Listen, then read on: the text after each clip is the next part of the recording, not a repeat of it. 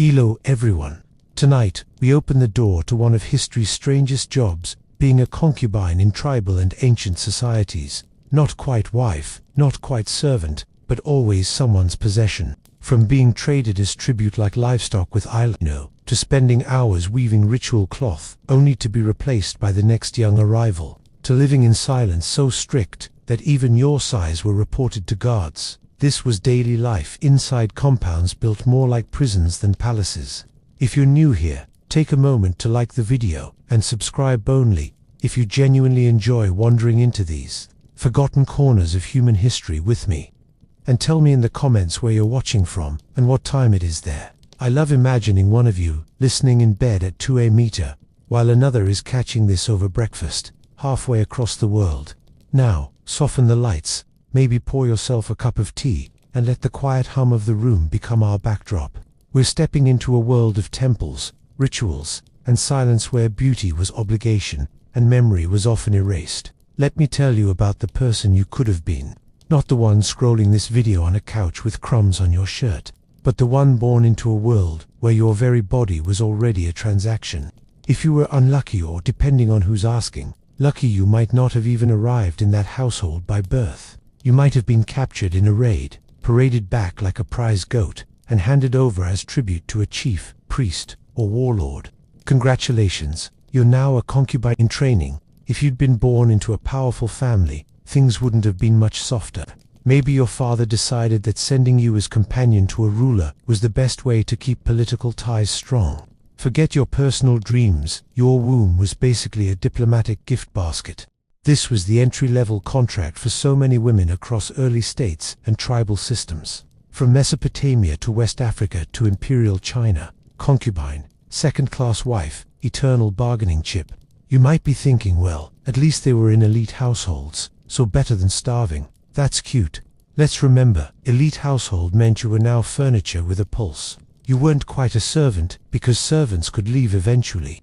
And you weren't a full wife, because wives had legal rights. No, you occupied the exquisitely awkward middle ground where everyone reminded you that you were special, but the law book could erase you with one stroke of a stylus. Birth into dependency meant you were always somebody's property. If you were captured, your captor technically owned you. If you were born into it, the household owned you. If you were sent as tribute, the gods themselves were considered to own you, which sounds holy, until you realize gods don't provide dental care or personal boundaries, and dependency wasn't just a metaphor. Your food, your clothes, your safety, all of it, hung on the whims of the household head. In Mesopotamia, if the master was generous, you got oil, cloth, and bread rations. If he was stingy, you got less than the temple goats. In Africa, among Hausa Amorites, concubines depended entirely on the emir's provision. No gift, no survival. In Imperial China, everything from your hairstyle to your breakfast depended on your position in the harem ladder, which, surprise, could change daily. Dependency also meant surveillance from the start. You weren't free to walk around the village or visit your kin. You were contained behind walls, inside compounds, under the watch of eunuchs, elder women, or soldiers, depending on which corner of the world we're in. Imagine being told your purpose in life was to be constantly available, but never visible. To exist, but not too loudly. To breathe, but ideally in rhythm with the household's schedule. Now, don't get it twisted. Some concubines did climb the ladder. If you gave birth to a son who mattered, suddenly your name carried weight. If your beauty caught the right eye, you might be showered with gifts, but that was the exception. For most, birth into concubinage was exactly what it sounds like. Dependency without end. Your future dangling on someone else's appetite or alliances. And here's the kicker. Even in cultures where concubines were officially recorded, like in Chinese court annals or Assyrian lists, they were often anonymous. Just numbers, head counts, statistical footnotes. Your individuality vanished before you even had a chance to bargain for it. So, if you'd been born into that world, your first cry wasn't just a cry. It was a legal statement. You don't belong to yourself. You belong to the house. And the irony, while your entire life was dictated by that dependency, you'd still be expected to behave with quiet dignity, like it was your honor, not your chains, that made you bow your head. If you had been that concubine, dependency wasn't just your personal situation. It was your legal status carved into the bones of society. Imagine living in a system where your entire identity could be summarized as almost a wife, but not quite. That's the concubine in a nutshell. In Mesopotamia, clay tablets spelled it out clearly. Wives had contracts, dowries, legal protection. Concubines, you were in the fine print, usually lumped in with slaves. If the wife was the queen of the household, you were the decorative annex, useful, visible, but disposable. You couldn't inherit property, you couldn't demand rights. And if you did something inconvenient like fall out of favor, you could be sold, replaced, or quietly reassigned to another man's bed as though you were a rug. In imperial China, the hierarchy was practically an art form. The emperor's primary wife, the empress, sat at the top. Below her stretched a pyramid of ranks, noble consorts, pure consorts, elegant ladies, talented women, and on it went, trickling down until you reached the level of palace women, whose main job was to breathe quietly and hope the emperor remembered they existed. Concubines weren't nobodies, they could carry titles, wear silk, even command servants, but they were forever beneath the wife, always. That ceiling wasn't glass, it was stone. In West Africa, concubines in royal households had a similarly ambiguous status. They weren't wives, but they weren't field slaves either. The Hausa Emirates, for example, distinguished between concubines of noble birth taken as tribute or alliance and concubines bought or captured. Both categories were dependent on the emir's favor. But while the freeborn concubine might one day be remembered in songs, the enslaved one vanished into silence, her children marked as inferior even if they carried royal blood. And this is the cruel paradox. Concubines were often central to dynastic survival. Their wombs were breeding grounds for heirs, yet the law wrote them as background figures. If you bore a son, suddenly people took notes. If you didn't, you could spend your entire life in the shadows, remembered by no one except maybe the laundress who washed your linens. Marriage law didn't work in your favor either. Wives had a recognized exchange system, dowries, bride wealth, contracts that spelled out obligations. Concubines had none of that. Your very presence was legal, but your personhood wasn't. You were legitimized enough to be controlled, but never enough to control anything. And don't think silence was just cultural etiquette. In many codes, you weren't allowed to testify in court against your master or rival wife. Your voice literally didn't count. If something happened to you, say, mistreatment or abuse, your recourse depended entirely on whether the wife, the priests, or the ruler himself thought it reflected badly on him. It's worth pausing here, because there's a kind of eerie brilliance in how societies manage this. By making concubines legally visible yet socially invisible, the system kept them central but powerless. You were essential for alliances, heirs, and rituals, but you were written out of the story the moment you stopped being useful. So if you'd lived that life, your legal status was less woman of influence and more classified household asset. You weren't allowed to own much, but you were always owned. The law recognized your role, but not your name. And tomorrow, as dawn broke, you'd be ushered into the women's quarters, not to argue your rights, but to sit behind carved screens, reminded in silence that you existed not for yourself, but for the house that claimed you. Let me tell you where you would have lived, not in the bustling heart of the village, laughing with neighbors, or out in the fields, working under the open sky. No, as a concubine, you'd be tucked away behind walls so high they might as well have been mountains. Household segregation wasn't just a detail, it was the architecture of your existence. Picture the harem compounds of West Africa. Adobe walls, guarded gates, courtyards that let in just enough light to remind you what freedom might have felt like. Concubines of Hausa emirs or Cannonball new rulers lived in seclusion, their lives organized around inner chambers. Guards stood at entrances, and no, they weren't there for your protection. They were there to keep you in. Or imagine imperial China's forbidden city, where concubines lived inside the labyrinth of palaces, watched over by eunuchs who reported every glance, every whispered word. You could walk through long red corridors, but not beyond the gates. Outside was a world you'd never touch again, unless the emperor dismissed you, which, spoiler alert, wasn't always better. Even in Mesopotamia, temple concubines or sacred women lived within temple precincts, often isolated from ordinary households. Their quarters weren't designed for comfort, but for containment. Think clay walls, narrow courtyards, and spaces meant to remind you daily that you weren't an individual, you were part of an institution. And this segregation wasn't just physical, it was social quarantine. By keeping you away from other men, society ensured your children's paternity was unquestionable. Every wall and guard was less about your honor and more about protecting the bloodline, the dynasty, or the master's fragile sense of certainty. If you thought you were being shielded, think again. You were being fenced like prized cattle. Life behind those walls was monotonous, and silence wasn't just encouraged, it was mandated. Outside the harem, your voice didn't matter. Inside it, too much talking could make you dangerous. Rivalries among concubines were whispered, never shouted.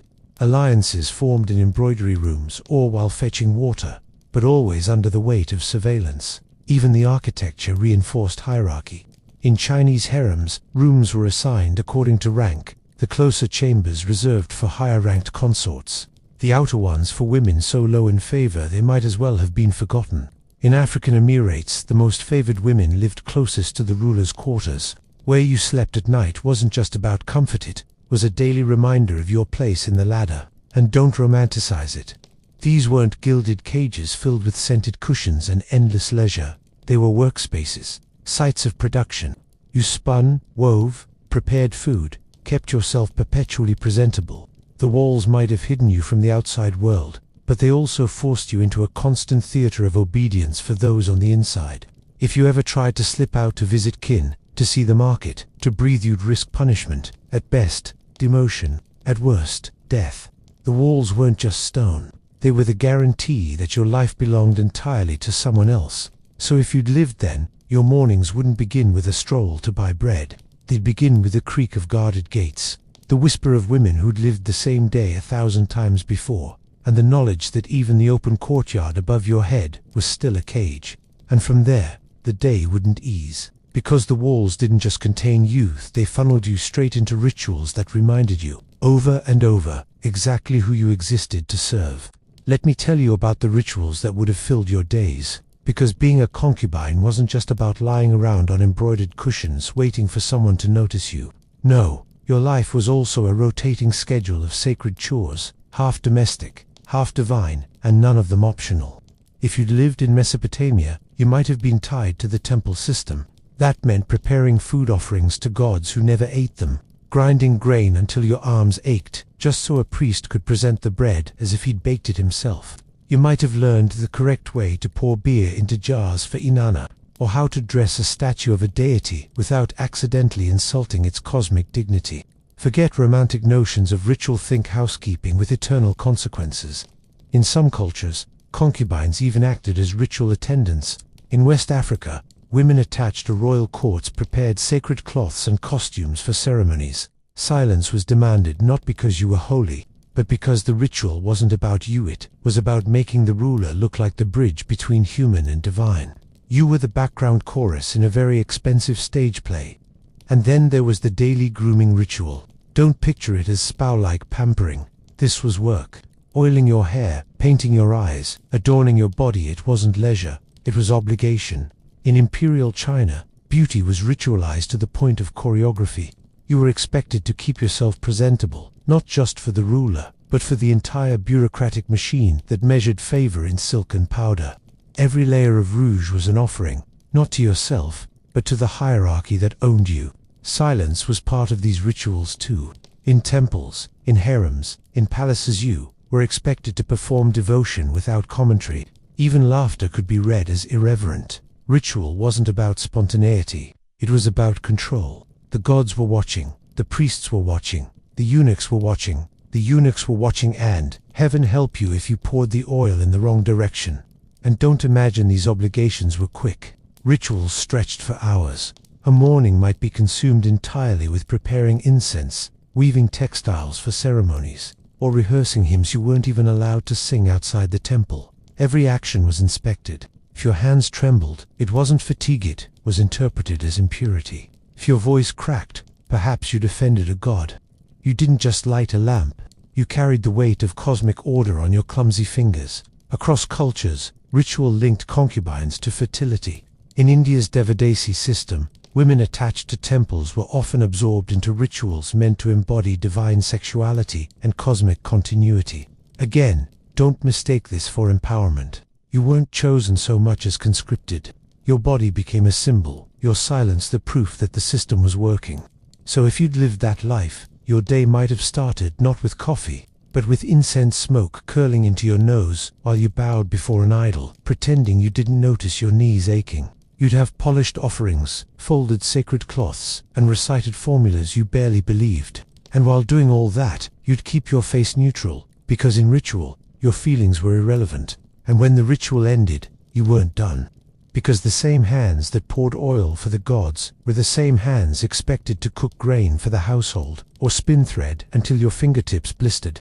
In your world, the sacred and the ordinary blurred into one endless obligation, which meant that by the time you returned to your quarters, silence wasn't just demanded, it was a form of survival. And silence, as you'd soon discover, was the one ritual that never ended. At the core of it all, you weren't in that compound for weaving or rituals. You were there because someone powerful wanted to own not just land, cattle, or gold but people. Concubines were prestige in human form. The number a ruler kept wasn't about romance. It was a public scoreboard of wealth, alliances, and control. In Mesopotamia, kings paraded concubines the way they paraded captured lions. They were living proof of conquest, displayed during feasts as much as on the battlefield. A concubine from an enemy tribe wasn't just a woman, she was a symbol that her people had been subdued. Your very body was a trophy, polished and perfumed. In West African Emirates, the emir's harem broadcast his power. Hundreds of concubines might be housed in sprawling compounds, each one representing a tax, a tribute, or a raid. When you served him, you weren't just serving a man, you were serving the idea of him as untouchable. If you bore him a child, you offered him another layer of legitimacy. If you failed, you faded into the background like smoke. Imperial China made this even more absurdly bureaucratic. The emperor's concubines were organized in ranks, their access to him tightly scheduled by officials. Service became ritualized down to which night, which hour, and which attendant escorted you into the bedchamber. You didn't seduce, you clocked in. Think of it as divine intimacy managed like a tax ledger. And service wasn't only sexual. You were a companion when needed, an ornament at banquets, a warm body in ceremonial processions. If the ruler wanted music, you played. If he wanted silence, you embodied it.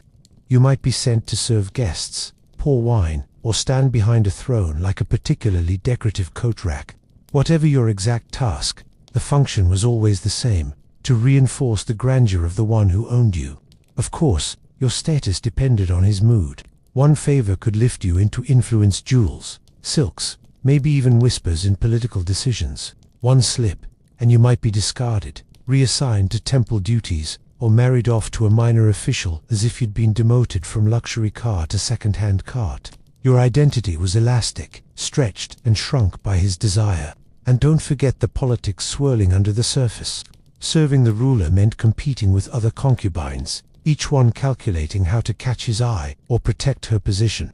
Smiles could be weapons, and laughter could be traps. You weren't just serving him, you were navigating an entire chessboard where queens, consorts, and concubines alike tried to outmaneuver each other.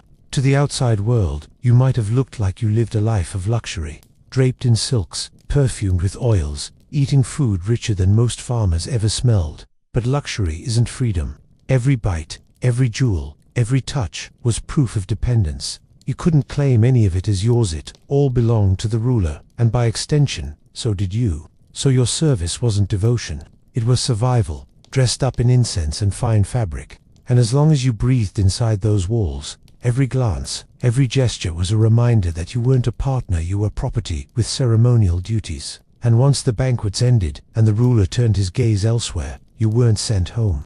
You remained behind those walls, slipping back into the cycle of domestic tasks, because the labor didn't stop when the spotlight moved. The word concubine probably makes you think of perfume, jewels, and silken cushions. Reality, your hands smelled more like grain dust than rose oil. Concubines didn't spend their days reclining in luxury, they worked, and worked hard. Domestic labor was the invisible backbone of those households, and you were part of the machinery. Start with food. Grinding grain wasn't just a job for commoners. In Mesopotamian and African royal households, concubines were put to the millstones too. Imagine spending hours bent over, pushing stones until your spine sang with pain. only to serve the bread at a banquet where you weren't even allowed to sit. That's not decadence, it's manual labor. Wearing eyeliner, spinning and weaving were constant. Textiles were wealth, and women, especially concubines, were the factory floor. In West African palaces, harems produced cloth for ceremonies, tribute, and trade. In Chinese courts, concubines spent endless hours embroidering, sometimes with silk, so fine it was more like torture thread. Each stitch wasn't just decoration, it was proof of obedience, proof that you still belonged. And then there was brewing and cooking.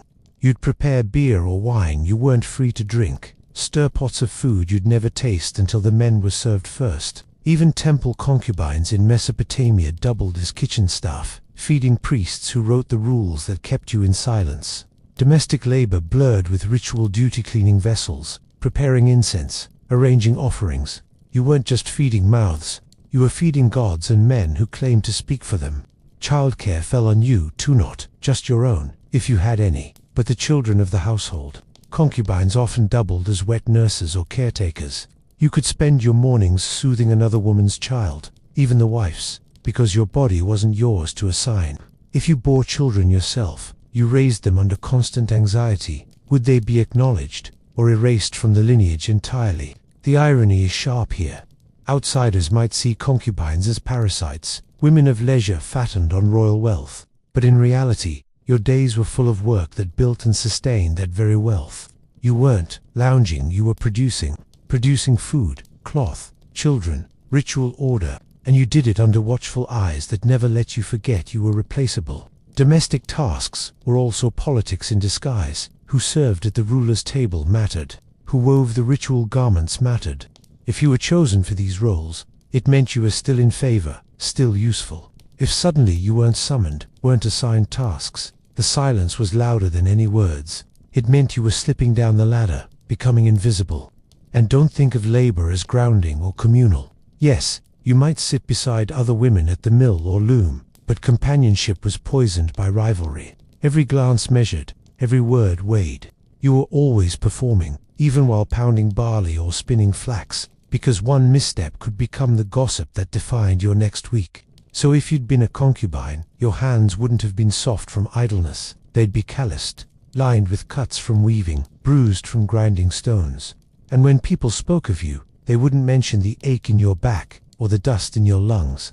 They'd say you lived a life of privilege. If domestic labor shaped your hands, education shaped your posture. Don't picture schools or lecture-stink training sessions designed to sculpt you into an ornament that breathed. Concubines were taught not so much to think, but to perform. In imperial China, grooming itself was an education. You learned how to walk at the right pace, so silk flowed instead of wrinkled. How to bow so your head dipped exactly low enough. How to smile without showing too much eagerness. Even the way you held a teacup was a lesson. One wrong angle, and you weren't just clumsy, you were marked as unrefined, unworthy. Music and dance were part of the package too. Court chronicles mention concubines trained in the arts, their voices and gestures serving both entertainment and politics. Singing wasn't about expressing joy, it was about proving the ruler had refined taste. Dancing wasn't freedom of the body, it was choreography in service of power. And if you happened to be good at it, congratulations, you were now an asset, a shiny instrument that could be played at will. In West African courts, concubines were sometimes drilled in etiquette for ceremonial appearances. You'd rehearse where to stand, when to speak, and how to carry ritual objects without trembling. Silence itself was a skill you practiced, like mastering an instrument made of absence. Grooming was its own full-time curriculum. Oiling your hair, painting your eyes, perfuming your body. None of this was satire. It was labor designed to maintain the illusion of perpetual youth and divine favor. In Mesopotamia, oils and unguents prepared for concubines weren't luxuries but necessities, because your value was tied directly to appearance. Wrinkles, scars, or even fatigue could push you down the invisible hierarchy. And let's be clear, this wasn't about choice. You didn't wake up and decide today's hairstyle. The style was chosen for you, often dictated by court rank or ritual purity. In the Chinese harem, hairstyles alone signaled status, piled high, jeweled or left plain depending on your place in the ladder.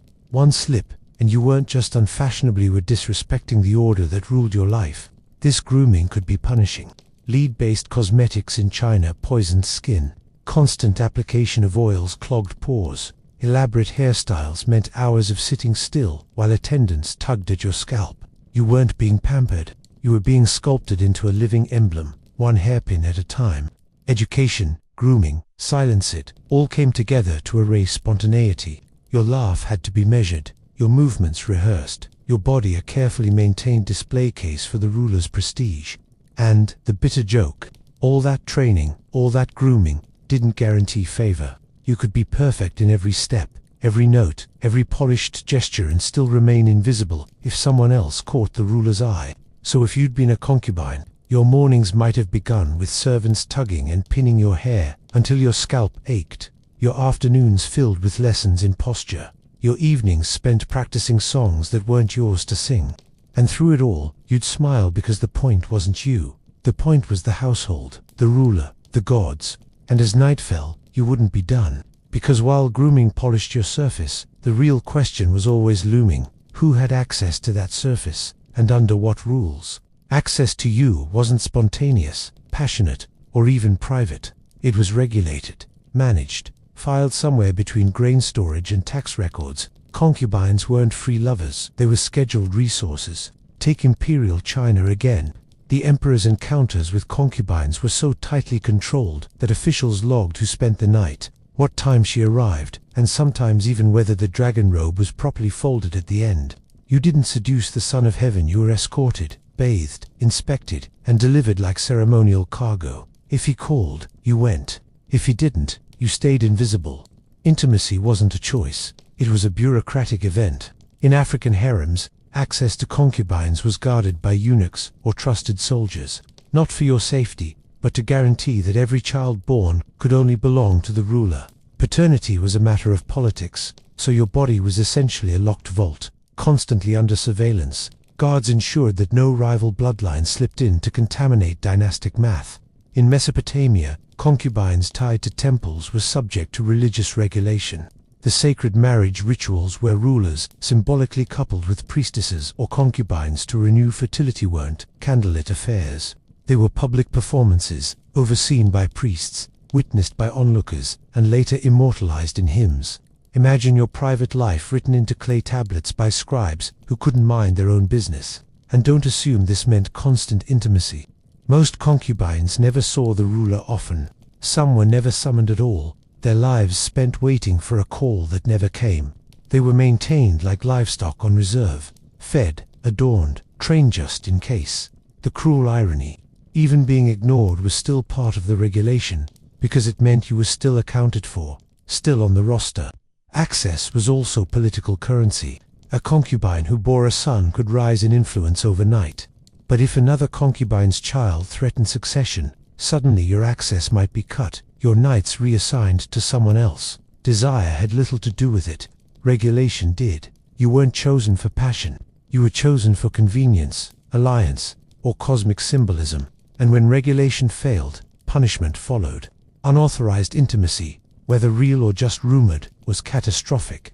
In Chinese courts, concubines accused of illicit affairs were executed, sometimes along with entire households. In Islamic West Africa, transgressions could mean exile, enslavement, or worse. The system's message was clear: your body was property, and property didn't get to choose its use. The strangest part, all this surveillance didn't erase competition. In fact, it fueled it. Concubines jockeyed for access, aware that a single night could shift their fortunes. Cosmetics, songs, carefully placed compliments, none of it guaranteed anything, but all of it was part of the endless game of being visible within regulation. So, if you'd been a concubine, intimacy wouldn't have meant affection. It would have meant protocols, inspections, and whispers outside the chamber door. You'd exist in a paradox. Your sexuality was the reason you were there, but also the thing most tightly policed. You were both sacred vessel and potential liability. And when the door closed and the moment ended, you didn't get privacy.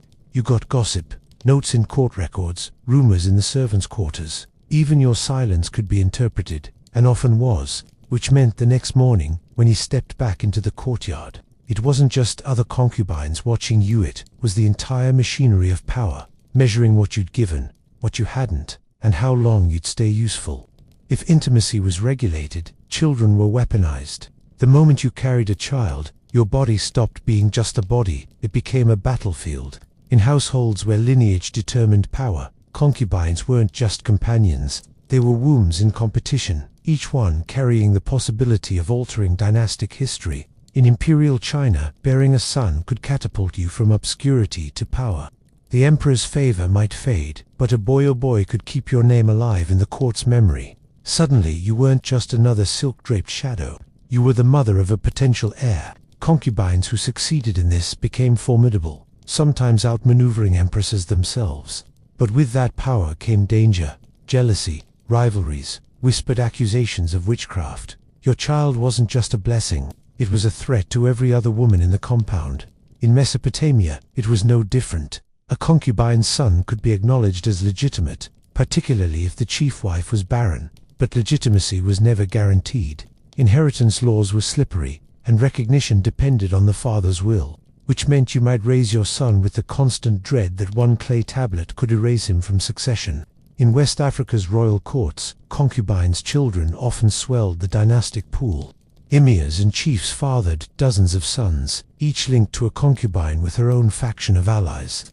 These boys weren't just children, they were political pawns. Mothers whispered in their ears, tutors molded them, and rivalries sharpened before they were even old enough to ride a horse. Your lullabies weren't gentle songs, they were subtle lessons in survival. And the politics didn't end with sons. Daughters could be married off to seal alliances, sometimes raised to priestly roles, sometimes discarded entirely. If your daughter married well, you might earn a whisper of prestige. If not, her fate reflected back on you. Your worth was always tied to what your children became, never who you were. But here's the irony. The same system that elevated you for bearing a child also made you disposable once that child was secure. You might find yourself sidelined, replaced by younger women. Your influence transferred entirely to the son you'd risked your life to bring into the world. In childbirth, many concubines died, their value reduced to whether they left behind a viable heir. Their names faded, their children carried on. Succession politics also turned the harem into a chessboard of alliances. Every toy shared between children, every tutor assigned, every glance exchanged at dinner could shift the balance of power. If one child fell ill, rumors of poison spread like wildfire. If one child excelled, rival mothers plotted accidents disguised as fate. And you, as the mother, were implicated in every move. So if you'd been a concubine, motherhood wasn't tenderness, it was calculation. Every smile at your child doubled as a signal to others, I am still here. Every meal tasted, every amulet tied around a neck, every sleepless night watching for threats, it was all part of protecting the fragile leverage a baby's cry gave you. And in the end, even if your child reached adulthood, succession was never certain. Brothers fought, cousins schemed, uncles intervened. Your son might rise to the throne or fall to a rival's dagger, and your own survival was bound to his, because for you, the line between cradle and coffin was thin. And every night you lay awake in your quarters, you knew that politics didn't rest. It slept in the next bed, wore the next tunic, played in the courtyard with a wooden toy and might one day kill your child for the right to rule. Silence wasn't just a virtue in your world, it was policy. Every breath you took, every word you whispered, every glance you dared to exchange was subject to scrutiny. Concubines weren't only managed by walls and gates, they were managed by surveillance, a kind so suffocating it made gossip itself feel like contraband. In the harems of West Africa, guards patrolled the compounds, reporting movements to the emir. You couldn't stroll from one courtyard to another without someone noting how long you lingered, who you spoke to, and whether your voice carried tones of rebellion. In China's Forbidden City, eunuchs filled the same role. They weren't harmless caretakers, they were record keepers of your silence. If you laughed too loudly, it was reported. If you cried at the wrong time, it was reported. You were essentially living inside a rumor factory with bureaucratic efficiency. Temple households in Mesopotamia functioned the same way. Women attached to the gods were monitored constantly, because silence equaled purity, and purity equaled legitimacy.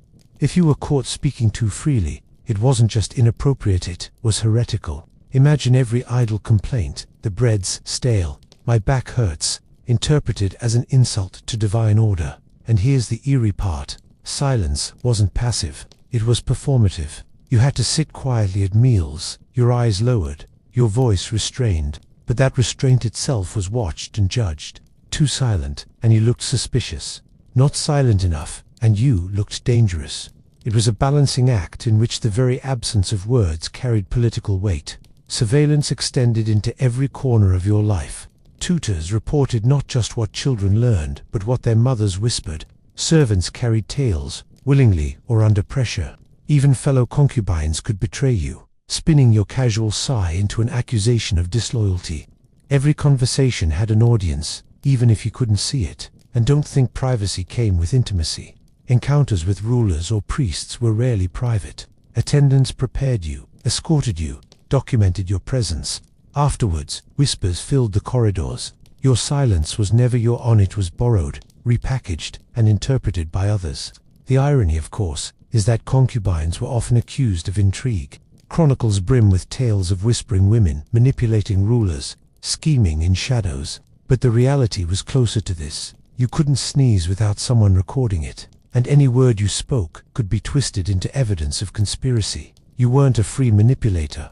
You were a caged performer, judged for the silences you didn't even choose. This constant monitoring made silence into survival. Speaking your mind was reckless. Asking questions was fatal. Even comfort confiding in another concubine was a gamble. Did she sympathize? Or would she trade your words for favor with the gods? In your world, trust was rationed more tightly than food. So if you'd lived this life, your voice would have shrunk into gestures. A glance, a pause, a subtle shift of your hands carried more meaning than a page of words. Silence became its own language, one mastered out of necessity. And at night, when the walls closed in and your thoughts were finally your own, you'd still feel the weight of invisible ears. Because the truth was simple. Silence wasn't just what you did, it was what was done to you. And living under constant surveillance meant that even in stillness, you were never really still. If silence was your language, beauty was your armor and your leash. Every concubine's body was curated, polished, and repackaged until it stopped being human and became symbolic. Grooming wasn't indulgence, it was ritual, as binding as incense smoke or temple hymns. Start with the basics: oils, perfumes, powders. In Mesopotamia, women's skin was rubbed with sesame oil until it gleamed, not because moisturized skin was pleasant, but because it signaled vitality and divine favor. In China, cosmetics were practically state policy. White lead paste for faces, rouge for cheeks, kohl for eyes. It wasn't makeup, it was governance applied with a brush. And in West African harems, scented oils and elaborate hairstyles weren't simply style choices. They were currency, proof that the ruler's house had enough wealth to waste hours decorating women like ceremonial statues. Every detail mattered. Hair wasn't left to chance. Hairstyles signaled rank. The higher your status, the more elaborate the braids, pins, and ornaments. A low-ranking concubine might wear her hair plain, while a favored one could carry an entire garden of hairpins, beads, and combs stacked like a miniature shrine. Imagine sitting for hours while attendants pulled, tugged, and pinned until your scalp felt like a battlefield hole so your head could become a billboard for someone else's authority. Clothing worked the same way.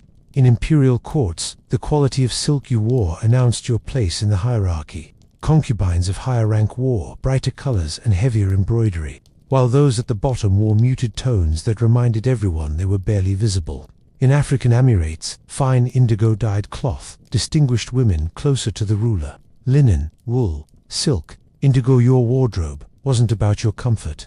It was a walking ledger of your value. And none of it was optional. Daily grooming was as rigid as ritual sacrifice. Baths weren't just hygiene, they were purification. Perfuming your body wasn't about smelling nice for yourself. It was about presenting a scented offering to whoever held power over you. If you skipped a step, if you looked unkempt, if you smelled of labor instead of incense, you weren't just sloppy, you were disrespecting the order that kept you alive. The absurdity lies in how beauty was weaponized against you. All those oils and powders could be toxic. Lead-based pastes ruined skin, clogged pores, even poisoned blood. Heavy ornaments bent spines. Elaborate rituals consumed hours, sometimes entire days. Grooming wasn't pampering, it was labor dressed up as luxury. One more demand on your body disguised as privilege. And because appearance was currency, it kept you competing. Concubines measured each other in the shine of hair, the brightness of robes, the smoothness of skin. A wrinkle on your cheek was another woman's opportunity. A torn hem was gossip fodder. Even the way your perfume lingered in a hallway could spark speculation. You were never simply yourself, you were a curated display, judged with merciless precision. So if you'd lived that life, you'd wake before dawn to be washed, oiled, dressed, painted, and perfumed, emerging like a living idol. People might say you lived in decadence, but you'd know the truth. Every drop of perfume was another chain. Every painted eyelid another reminder that your body wasn't yours. And when the rituals of grooming ended, you didn't return to leisure. You returned to the waiting game, waiting for summons, waiting for recognition, waiting to see if beauty today bought survival tomorrow. Behind the perfumes and silks, your body was quietly paying the price. Concubines weren't fragile ornaments. They were overworked, undernourished, and constantly at risk. Health wasn't a personal matter, it was a negotiation between survival and the demands of the system. Start with reproduction. Childbearing was both your ticket to influence and your greatest hazard. Maternal mortality rates were staggering across the ancient world, and concubines were often pushed into pregnancies as soon as possible. Midwives could help, yes, but no amount of ritual chanting could prevent hemorrhage, infection, or the silent risk of being discarded if your child didn't survive. Archaeological remains from royal and temple compounds show skeletal evidence of pelvic stress and high rates of death in women of childbearing age. Your womb wasn't just burdened, it was battlefield territory. Malnutrition was another shadow. Iron deficiency, evident in skeletal remains from Nubia to Mesopotamia, was common in women.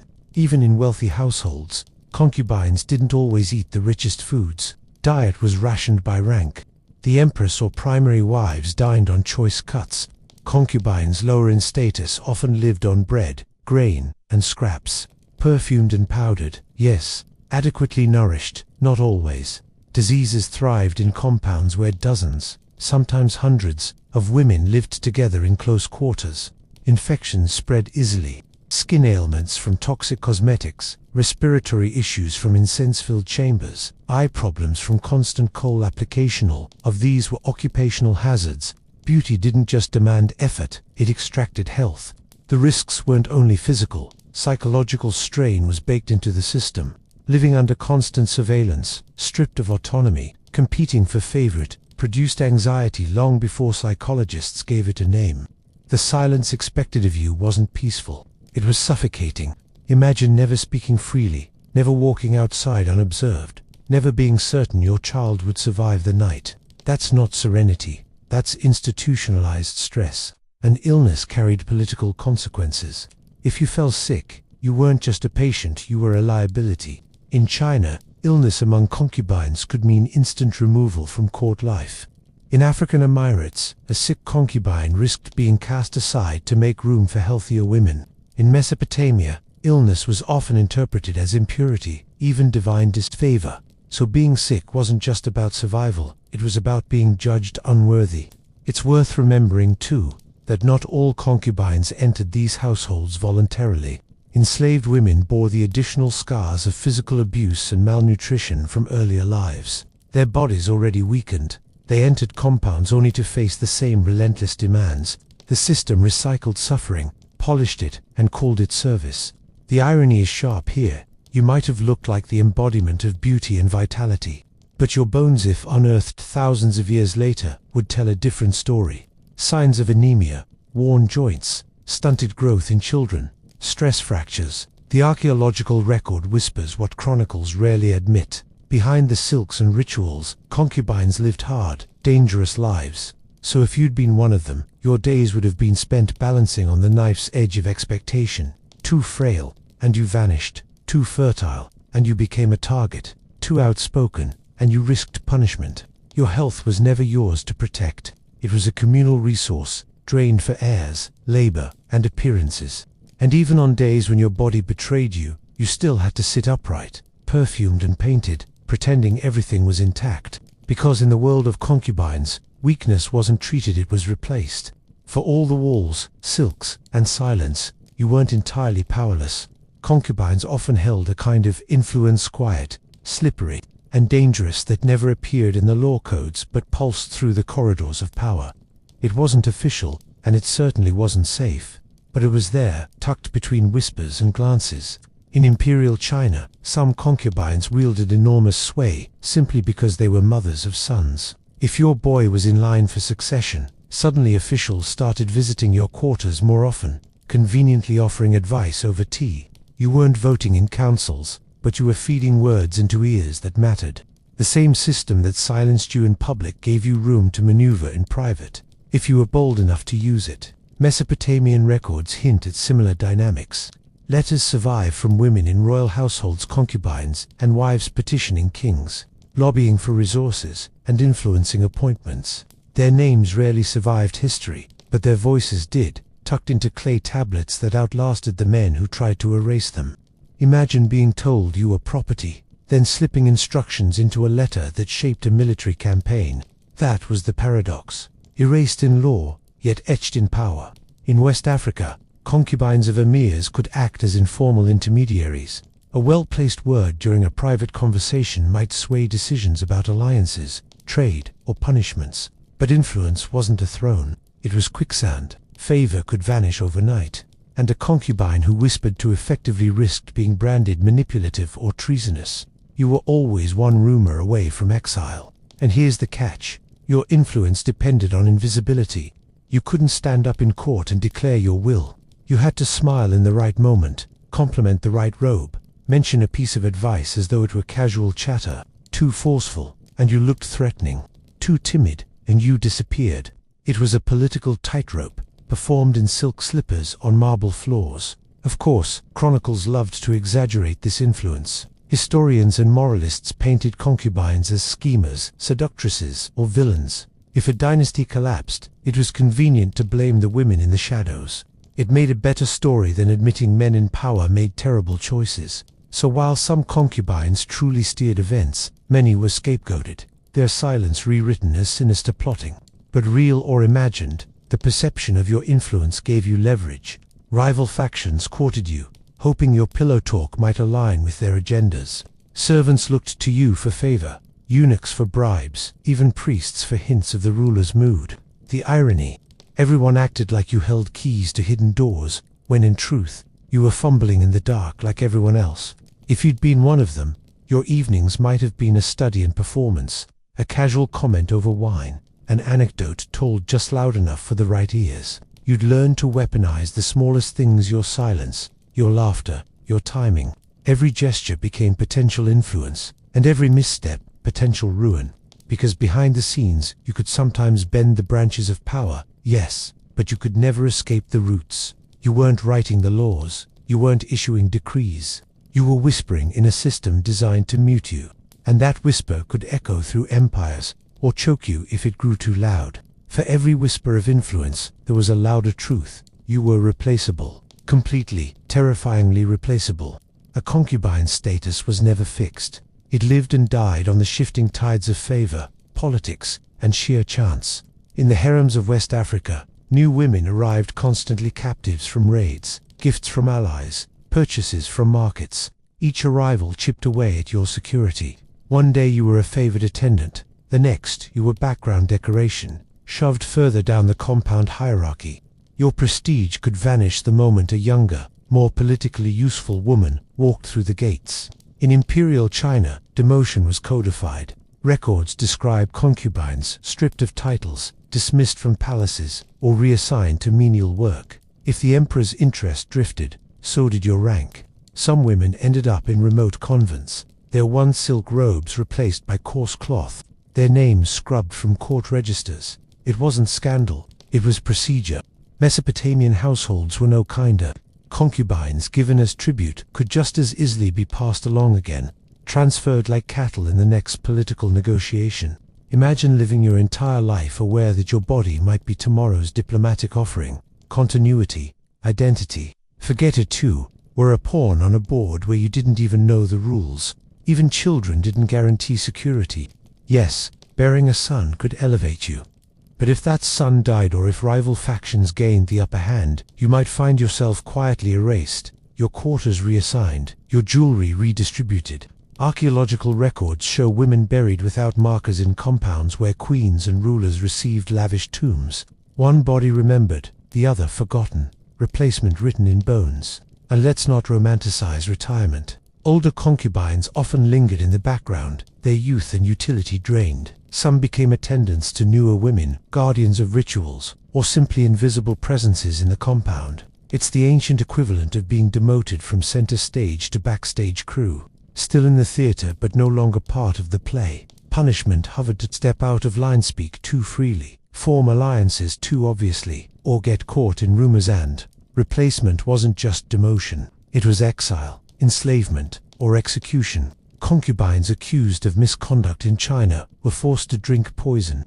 In Africa, dismissal could mean being sold off, a dramatic fall from perfumed chambers to fields of labor. You weren't just forgotten, you were recycled. What makes it eerie is how fast it all shifted. One day, your perfume lingered in the ruler's chambers. The next, no one remembered the scent. Replacement wasn't gradual. It was instant. Favor was like incense smoke, one moment thick and intoxicating, the next gone without a trace.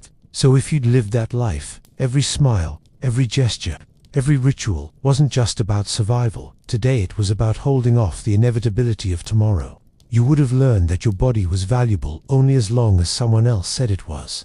And when they stopped saying it, you didn't fade gracefully. You dropped, hard, into silence. That was the paradox. Concubines could shape dynasties, whisper into history, even mother heirs. But no matter how high you climbed, you were always replaceable. And the higher the walls around you, the clearer you understood. They weren't keeping the world out. They were keeping the replacements ready, just outside the gate. And then, of course, there was the end. Death didn't release you from the system, it extended it. Your body, even in death, was a piece of property, handled according to rank, ritual, and convenience. In Mesopotamia, concubines rarely appeared in the grand funerary inscriptions reserved for queens. If you were lucky, you were buried within the household compound, marked with a modest vessel or trinket. If you were unlucky, you were laid in an unmarked pit, indistinguishable from servants. Archaeologists find these skeletons clustered together, nameless, their silence complete. While kings and queens had afterlives carved into stone, you were reduced to a bone in the dirt. In imperial China, concubines might follow emperors even into death literally. Some were buried alive to serve their ruler in the afterlife. Later dynasties abandoned the practice, but the idea lingered. Your existence was tied so tightly to him that even death wasn't yours alone. And if he survived him, you might be sent to a convent or walled into seclusion, a living ghost haunting corridors until your body gave out. West African courts recorded similar erasures. Some concubines were buried with rulers, their deaths explained away as loyalty rituals. Others simply disappeared from records after a ruler's reign ended, their names absent from songs, their children absorbed or erased depending on succession. You were remembered only if your offspring carried power forward. If not, you were dust, silence, nothing. And what about memory? Chronicles and inscriptions rarely dignified you with names. Queens, yes, noble wives, sometimes, but concubines, at best, a number. He kept 100 women in his compound, that's it. Your individuality flattened into a statistic, your life compressed into a footnote. It's not that people forgot you, it's that you were never meant to be remembered. Even when memory survived, it was twisted. Some concubines, infamous for intrigue or scandal, linger in history as villains, caricatures of manipulation, blamed for collapses they didn't cause, cast as sirens who ruined empires. It was easier to accuse women in shadows than admit the failures of men in power. So your legacy, if it survived at all, was more likely slander than truth. And yet sometimes, bones whisper what chronicles erase. Archaeologists uncover concubines, burials with traces of fine cloth, beads, hair ornaments. The artifacts hint at lives of labor, beauty, and ritual. They speak where texts refuse. But even then, interpretation belongs to others. Your body becomes an exhibit, your ornaments catalogued, your story guessed at by strangers in gloves. Thousands of years later, schoolchildren peer at your remains in glass cases, mispronouncing the name you never had carved. So if you'd been a concubine, your afterlife wasn't guaranteed by hymns or inscriptions. It depended on whether your name survived the politics of memory. And more often than not, it didn't. The cruel symmetry is this: you began life as dependency, and you ended it as erasure. From birth to death, you existed in relation to someone else, someone more powerful, more recorded, more permanent. Your silence was demanded in life, and your absence ensured in death. And that's the final irony. Concubines helped sustain dynasties, populate lineages, maintain rituals, yet history treats them like whispers in empty rooms. You could have been one of them, moiled, adorned, silenced, erased, alive, but never yours, dead, but never remembered. In the ancient imagination, sex was rarely just a personal pastime. It wasn't whispered about in bedrooms or tucked away in shame. It was cosmic business. Entire societies saw sexuality as part of a contract with the divine, a form of reciprocity written not in ink but in bodies. To them, the fields grew, the rivers swelled, and the heavens stayed orderly because humans mirrored fertility back to the gods. It sounds absurdly grandiose now, but across cultures, the belief held firm. Reproduction and agriculture were two sides of the same coin. To plow the soil and to plow the body were both sacred duties, reenactments of divine creation. A bad harvest wasn't just poor weather, it might mean the gods had been neglected in bed. Mesopotamia offers one of the clearest examples. The myths of Inanna and Dumuzi told of the goddess uniting with her shepherd lover, their embrace ensuring the fertility of the land. This wasn't just a poetic tale told around a fire. It was institutionalized. Kings and priestesses participated in ritual unions meant to channel the same divine energy, their bodies staging cosmic theater that supposedly kept wheat sprouting and sheep multiplying. The bed was not private furniture. It was a national altar. The logic stretched far beyond Mesopotamia. In Canaanite traditions, sexuality was linked to Baal and Astarte deities, whose union brought rain and fertility. In ancient India, the language of Vedic hymns blurred cosmic creation with sexual imagery, suggesting that human intimacy resonated in the order of the universe. Even in the Andes, the pairing of male and female forces was ritually mirrored in agricultural rites. Sacred sexuality was never just about two individuals. It was society leaning in and whispering, "Do it properly. The crops depend on you." The irony is sharp. While today's world likes to dress sexuality in secrecy or morality, ancient systems placed it front and center, demanding it as duty. People weren't encouraged to ask if they felt like it. The gods weren't patient listeners to human moods. Ritual unions, fertility festivals, ceremonial couplings, all of them served as cosmic insurance policies.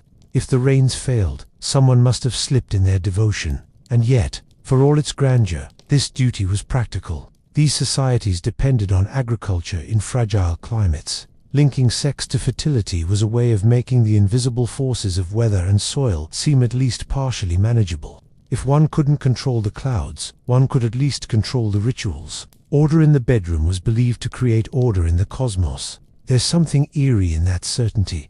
The thought that intimacy wasn't a private act of love or desire, but a performance for unseen eyes. God's ancestors, priests, entire communities creates an image of sexuality as both exalted and burdened.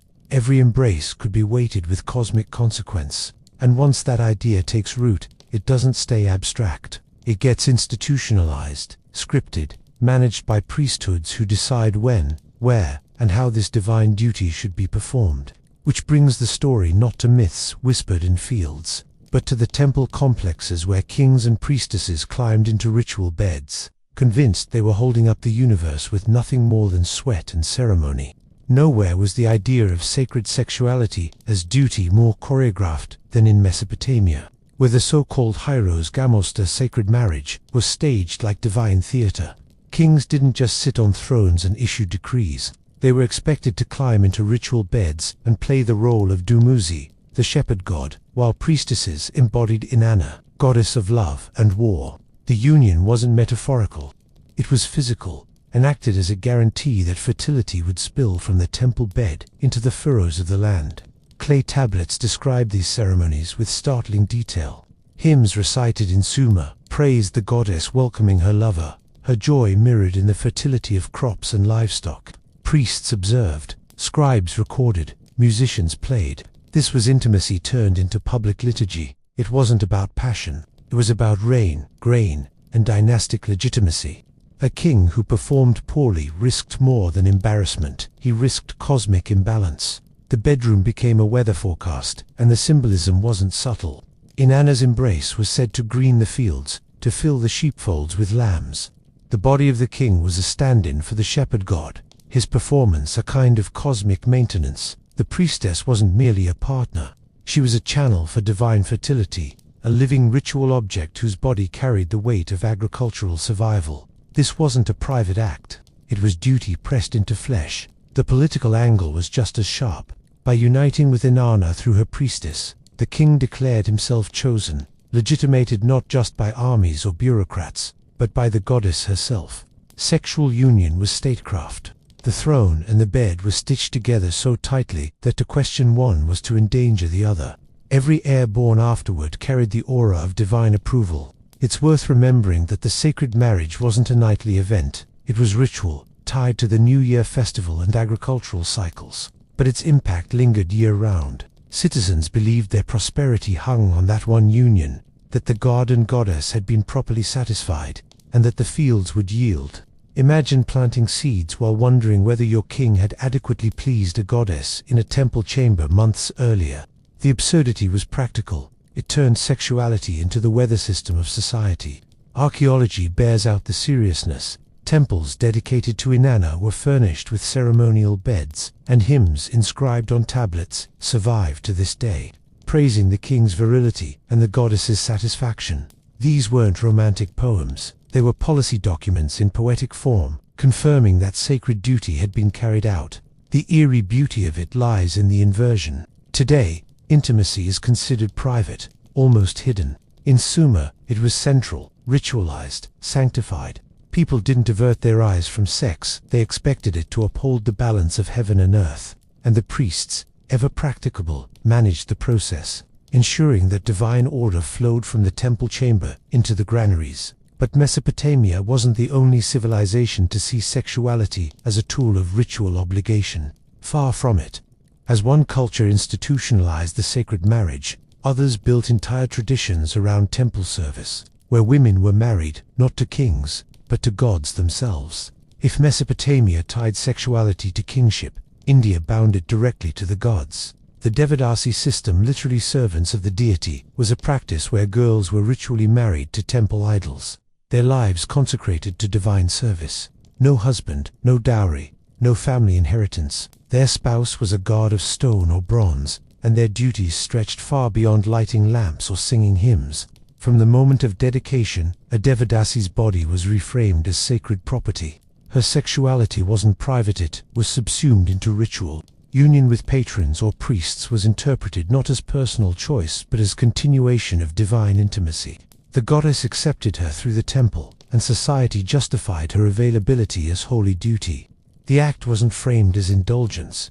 It was framed as offering, just as essential as the garlands draped over the deity's image, and her role extended further. Devadasis became custodians of music and dance, their performances woven into temple ritual. The Bharatanatyam and other classical Indian dances trace their roots to this tradition, where movement wasn't entertainment but devotion. Each gesture, each step, was codified as prayer, body turned into liturgy. The devotee was not just a sexual vessel, she was a living hymn. The irony is that while temple walls framed her service as sacred, society beyond often treated her with suspicion. She wasn't a wife, but she wasn't a courtesan either. She occupied a liminal space, exalted in ritual, marginalized in daily life. Devadasis received patronage, land grants, and respect within temple economies, yet their voices rarely appear in the chronicles. Like so many women in systems of sacred sexuality, they were visible as function, invisible as people. The system carried real risks. Dedication often happened at young ages, sometimes before puberty, their futures sealed by ritual contracts. Once given to the temple, there was no return. Poverty, disease, and exploitation shadowed their lives. Colonial accounts later twisted the practice into lurid tales of temple prostitution, erasing its complexity. But the truth still carried sharp edges. Sexuality here was framed as worship, and worship as labor.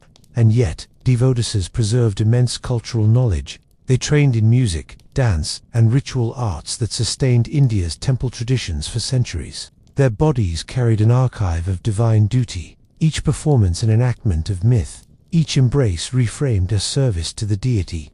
It was exaltation and erasure in one breath. By the 20th century, reforms and bans dismantled the system, recasting it as immoral. But the traces linger in dance forms still performed, in stories of goddesses and their wives, and in the lived memory of women who bore the contradictions of being both sacred and expendable.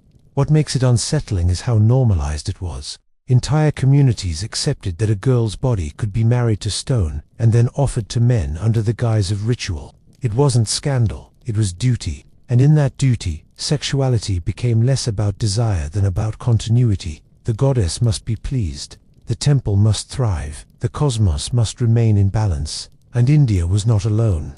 Across the Mediterranean, temples to Aphrodite carried their own versions of this practice, where women's bodies became offerings of devotion, their service framed not as shameful, but as the highest form of worship. Across the Mediterranean, the language of duty to the gods slipped easily into the language of desire. Nowhere was this more vividly displayed than in the cult of Aphrodite, where sexuality itself was styled as an offering. Ancient sources, Herodotus most famously spoke of temples in Corinth, where women were expected to dedicate their bodies to the goddess of love. The act wasn't framed as scandal, but as worship. To share intimacy was to honor Aphrodite, to channel her power through the most literal of rituals. Whether every detail of Herodotus's tale is historically precise has been debated, but the principle he described was not unique to Greece. Sacred service to love goddesses Aphrodite, Astarte, Ishtar was a pattern stretching from Mesopotamia through the Levant to the Aegean. What made Corinth stand out was how overtly sexuality was recast as piety. It wasn't hidden behind palace walls or royal marriages. It was placed in the public domain, woven into the city's religious identity. The ritual carried strange paradoxes.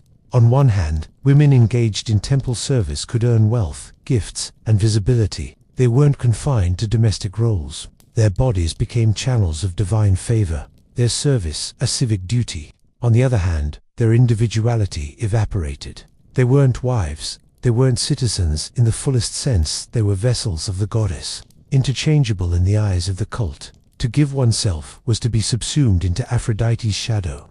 Greek attitudes toward this practice were themselves contradictory. Philosophers could sneer at temple sexuality as excessive, yet cities celebrated Aphrodite with festivals that included explicit performances and rites of fertility. It was both mocked and sanctified, a reminder that human intimacy was never free from public meaning. The temple wasn't just stone and column. It was a stage where bodies were offered like incense, where worshippers believed desire itself fed the goddess. The economic layer cannot be ignored. Dedications and offerings flowed into these temples, making them centers of wealth. Pilgrims traveled to Corinth not only to worship but to participate, leaving coins, jewels, and goods in the process. Sexual duty thus became financial duty, sustaining the temple as much as the goddess. The body was both altar and currency. And yet, behind the gleaming marble and ritual hymns, there was unease. The practice blurred the line between sacred and profane so thoroughly that later generations struggled to interpret it. Early Christian writers condemned it as corruption, reshaping the memory of Aphrodite's cult into a cautionary tale. What once was sacred duty became slandered as vice. The temple women, once seen as devoted, became painted as immoral, their ritual acts reframed as sin. But for the people who lived it, the logic was clear. To honor Aphrodite, one had to act as Aphrodite. Desire wasn't shameful, it was divine. Bodies weren't obstacles to holiness, they were its medium. The goddess demanded not hymns alone, but physical enactments of her domain. And so, sexuality, far from being private, was dragged into the temple, codified as liturgy, polished into ritual duty. From Corinth's stone terraces, the echoes spread outward. Fertility cults across the ancient world used similar logic. Intimacy wasn't indulgence, it was sacrifice. And the farther one traces this idea, the more it appears not as an exception, but as a recurring thread binding fields, temples, and bodies into a single rhythm of obligation. Fertility cults thrived on the conviction that the human body and the natural world shared the same pulse. To them, planting seeds and coupling bodies weren't separate acts. They were mirrors of one another. If the field sprouted in spring, it was because humans had reenacted creation in ritual beds, offering their intimacy as a down payment on agricultural abundance. Across the Near East, this logic was woven into the worship of deities like Ishtar, Astarte, Baal, and Tammuz. Their myths dripped with fertility deaths and resurrections of lovers, cosmic unions, rain as divine semen falling on the soil. Worshippers didn't just hear these stories, they lived them. Festivals reenacted the divine drama with human bodies, collapsing the boundary between myth and practice. Sexual rites weren't scandal, they were rain dances with skin. The agricultural stakes made this ritualization practical. Ancient economies were painfully fragile, harvests hanging on rainfall and river floods. To a farmer staring at cracked soil, the idea that a goddess could be coaxed through ritual union made a kind of desperate sense. If human coupling mirrored divine coupling, then performing it correctly might nudge the heavens into cooperation. Fertility wasn't just personal, it was cosmic insurance. Fertility cults weren't confined to the Near East. In Mesoamerica, rituals linked sexual symbolism to maize cycles, with myths of gods sacrificing and spilling seed to bring crops to life.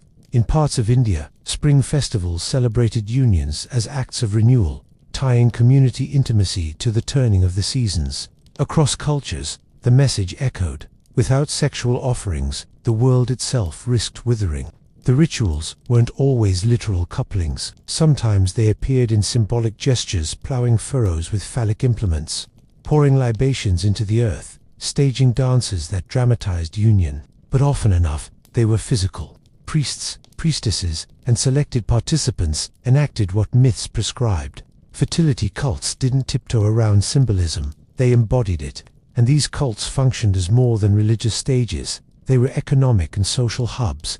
Temples received offerings, land, and taxes, tying agricultural productivity directly to ritual performance. Sexuality, framed as sacred obligation, filled temple treasuries with grain, gold, and livestock. The divine bedchamber was also a tax office. What makes fertility cults particularly striking is how normalized they were. Communities didn't whisper about them as hidden vice. They paraded them, celebrated them, wrote them into hymns. The people who carried out the rites weren't viewed as transgressors but as essential actors, sustaining the cycle of life. Sacred sexuality wasn't an embarrassment. It was infrastructure. And yet, the image carries an eerie weight. Imagine entire fields of barley tied to whether rituals had been sufficiently enacted. Imagine livestock fertility hanging on the reenactment of a god's union. The human body became a lever for nature itself, a hinge on which the world turned. To fail wasn't just personal shame, it was communal disaster. This logic, once accepted, made sexuality inseparable from duty. Desire was secondary, choice was irrelevant. The act wasn't yours, it belonged to the gods and the soil. And with that belief, fertility cults codified intimacy into obligation, ensuring that even the most private act became public service. From these fields and festivals, the path narrows further. Ritual sex became less about fertility in general, and more about precise ritual duties, codified acts that individuals had to perform, regardless of their personal will. It was no longer a celebration of abundance. It was a checklist, a sacred job description. When ancient societies spoke of sacred sexuality, they weren't asking anyone how they felt about it. Desire had very little to do with it. These were duties, obligations, rituals, carried out because the gods demanded them, not because participants woke up with a spark of passion. In Mesopotamia's sacred marriage, for example, the king wasn't expected to swoon over the priestess of Inanna. He was expected to perform because crops and legitimacy depended on it. The act was rehearsed, prescribed, even sung about in advance. Personal attraction was irrelevant. His body wasn't a private self, it was a political instrument. The same was true for temple women in fertility cults. They weren't there to pursue their own desires, but to stand in as representatives of goddesses. Their bodies were borrowed, their intimacy reframed as offering. A woman in Corinth's sanctuary of Aphrodite, for instance, wasn't understood as engaging in casual encounters. She was enacting devotion, channeling the goddess's domain through ritualized service. And because these acts were framed as obligation, the personal vanished. Participants weren't seen as individuals with wants. They were ritual objects fulfilling cosmic requirements. Hymns praising the king's virility or the goddess's satisfaction weren't recording feelings. They were documenting duties fulfilled. To skip them would have been as scandalous as neglecting a sacrifice or failing to light a sacred fire. The eerie consequence is that sexuality here lost its spontaneity. It wasn't play, or intimacy, or indulgence. It was part of a cosmic checklist, slotted into festival calendars, alongside processions, offerings, and animal sacrifice. One had to be done with the same precision as the other. If the ritual called for coupling, then coupling occurred. Whether anyone wanted it or not was beside the point. India's Devadasi tradition reflects this bluntness.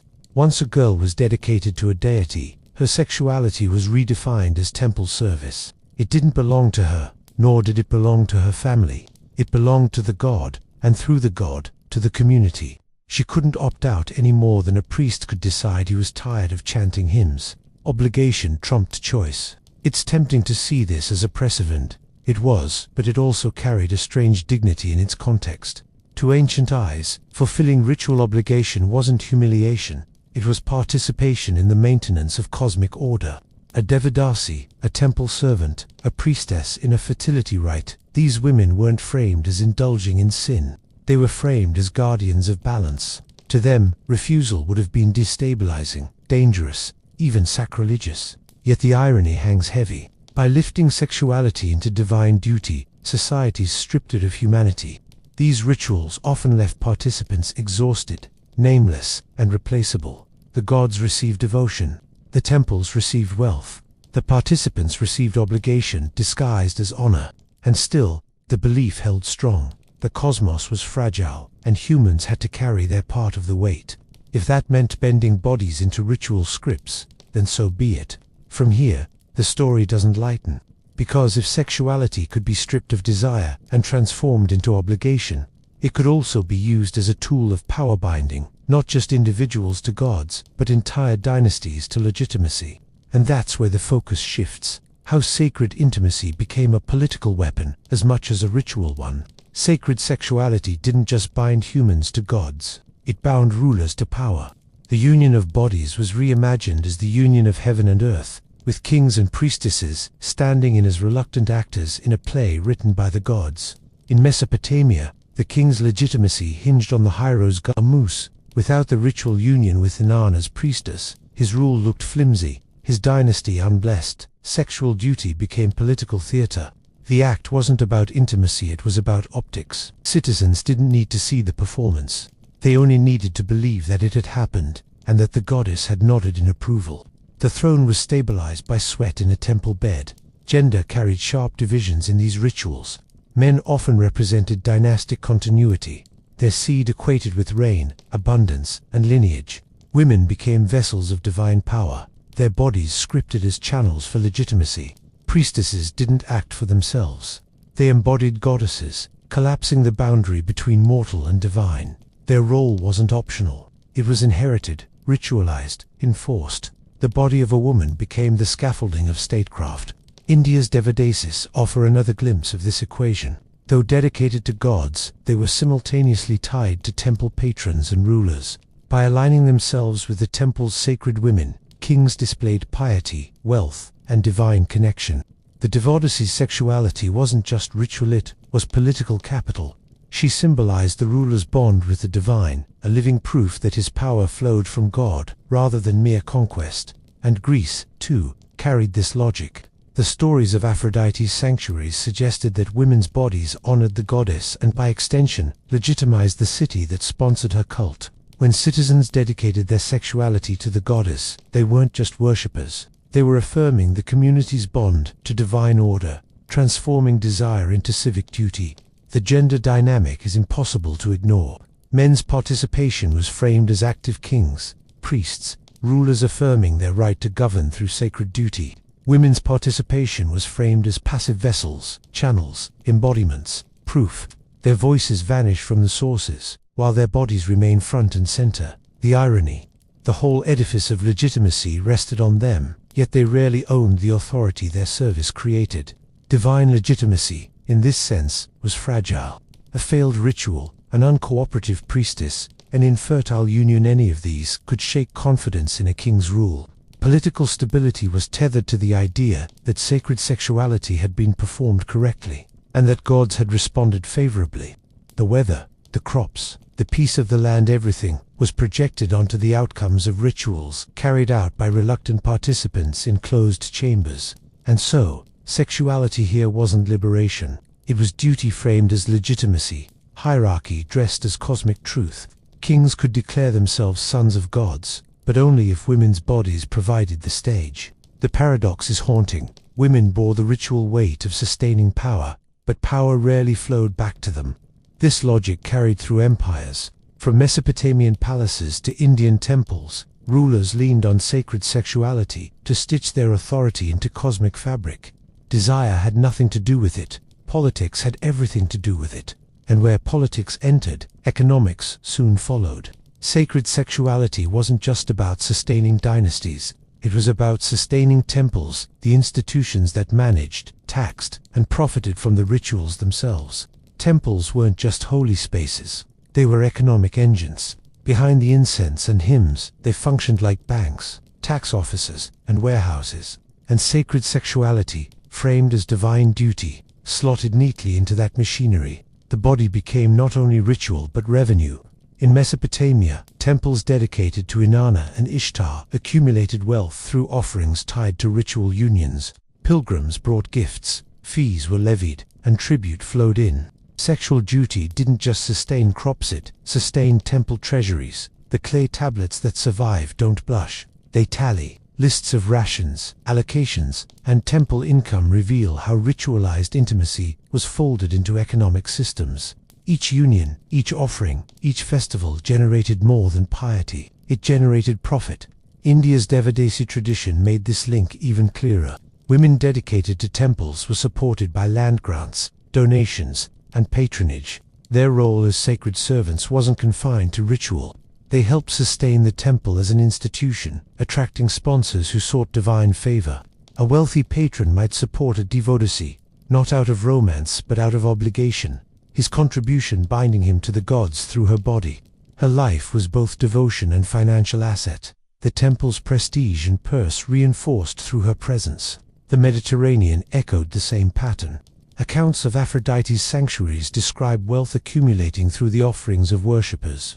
Participation in sacred service meant not only appeasing the goddess, but also filling temple coffers. Coins, jewelry, livestock flowed in, funneled by the logic that sexuality, when framed as holy, required payment.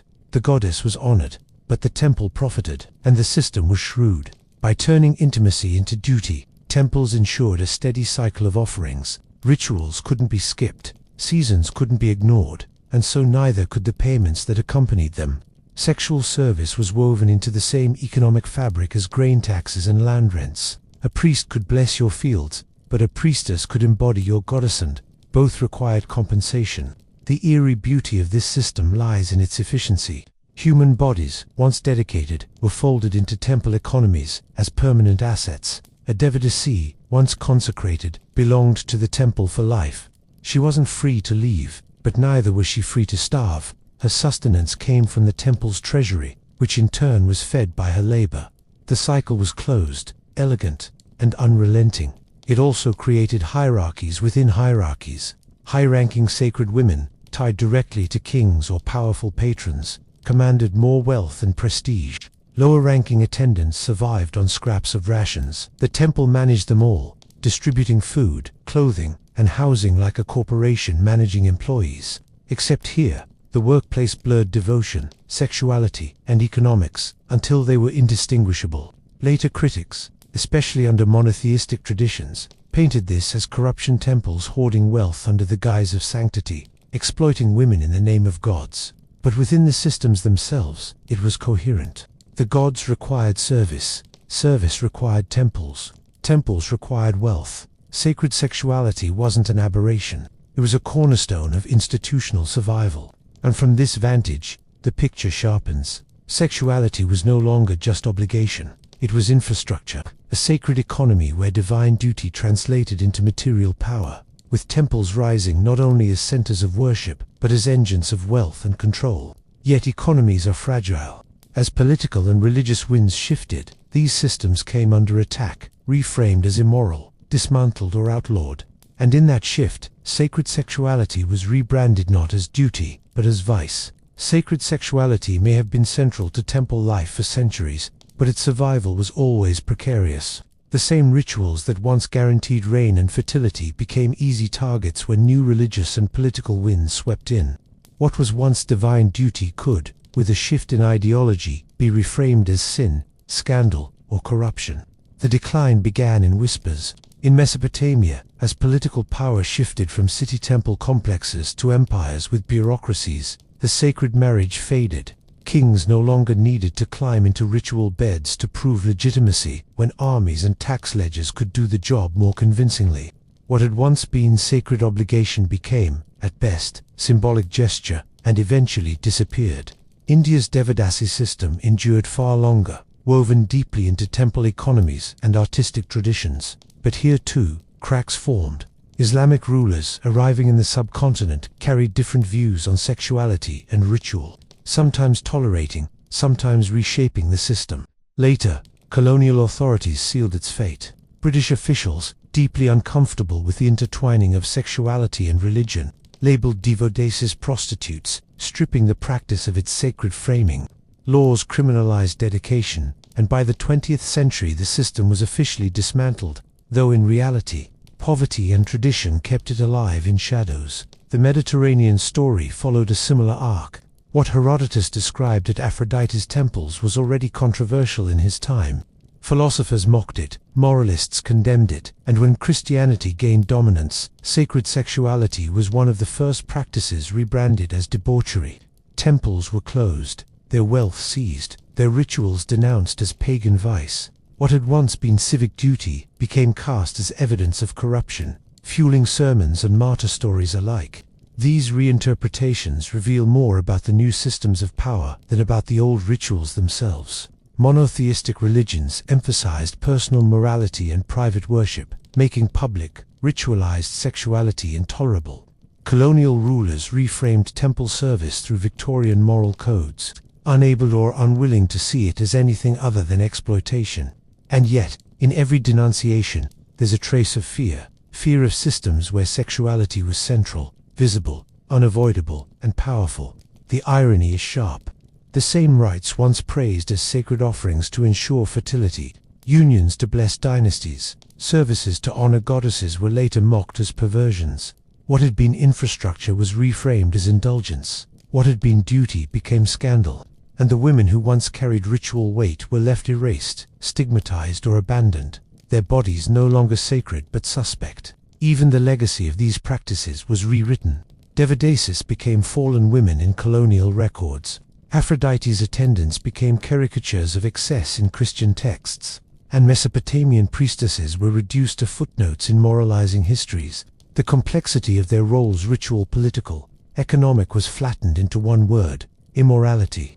And yet, the echoes persist. Temple dances that began as ritual offerings survive today as classical art forms, their sacred roots obscured but not erased. Archaeological tablets still carry hymns to Inanna's sacred union, recording in cuneiform what later priests would rather forget. Even in suppression, memory lingers, whispering that these practices were once not aberrations but pillars of cosmic order. But memory is fragile, easily reshaped by power. And as sacred sexuality was denounced, what had once been obligation slipped into silence, erased by systems eager to claim purity for themselves. Which leaves only the final question: what becomes of duty when memory itself collapses, and the body that once held cosmic weight is reduced to dust, or worse, misremembered? Sacred sexuality left behind little in the way of monuments. No one built pyramids for priestesses of Inanna. No marble statues commemorated the women of Corinth. No gilded shrines preserved the names of David. What survives is fragmentary. Hymns on clay tablets, passing remarks in hostile chronicles, echoes carried by art forms that long outlived their ritual origins. The legacy isn't carved in stone. It lingers in whispers. In Mesopotamia, the Hieros Gamos faded with empire, but the hymns remain verses where goddesses welcome lovers, where kings are praised as cosmic partners. They read strangely today, oscillating between erotic poetry and bureaucratic reassurance. Were the fields fertile? Yes, the goddess was satisfied. The language survives, even if the bodies behind it do not. India's devotees left a different kind of inheritance. Though colonial rule dismantled the system, their dances and songs remain at the heart of Indian classical arts. What began as temple service to gods continues on stage, rebranded as cultural heritage. Audiences watch the gestures, the costumes, the rhythms, rarely aware they were once offerings, acts of sacred sexuality framed as duty. The bodies are gone, but their movements echo still. The Mediterranean memory is darker. Christian writers painted Aphrodite's temples as dens of corruption, their women as symbols of decadence. The result is a legacy filtered through disdain. Few details remain of the women themselves, what they thought, how they lived. Instead, they appear as moral lessons in someone else's story. Their voices erased, their roles caricatured, their names lost. This selective memory is no accident. Sacred sexuality threatened later systems that sought to privatize desire, to moralize intimacy, to strip ritual from the body. To remember these practices honestly would mean acknowledging that entire civilizations once saw sexuality not as shameful, but as sacred duty. Erasure was safer. Forgetting was political. And yet, archaeology resists forgetting. Figurines of goddesses with exaggerated hips, inscriptions praising ritual unions, accounts of temple economies all suggest that sexuality was once woven into the heart of divine order. The material record contradicts the silence of later histories, forcing us to confront the strangeness of a world where intimacy was cosmic responsibility. The legacy, then, is double. On one hand, fragments preserved the grandeur, the hymns, the dances, the rituals that bound humanity to gods. On the other, stigma survives, reframing what was once sacred as scandal.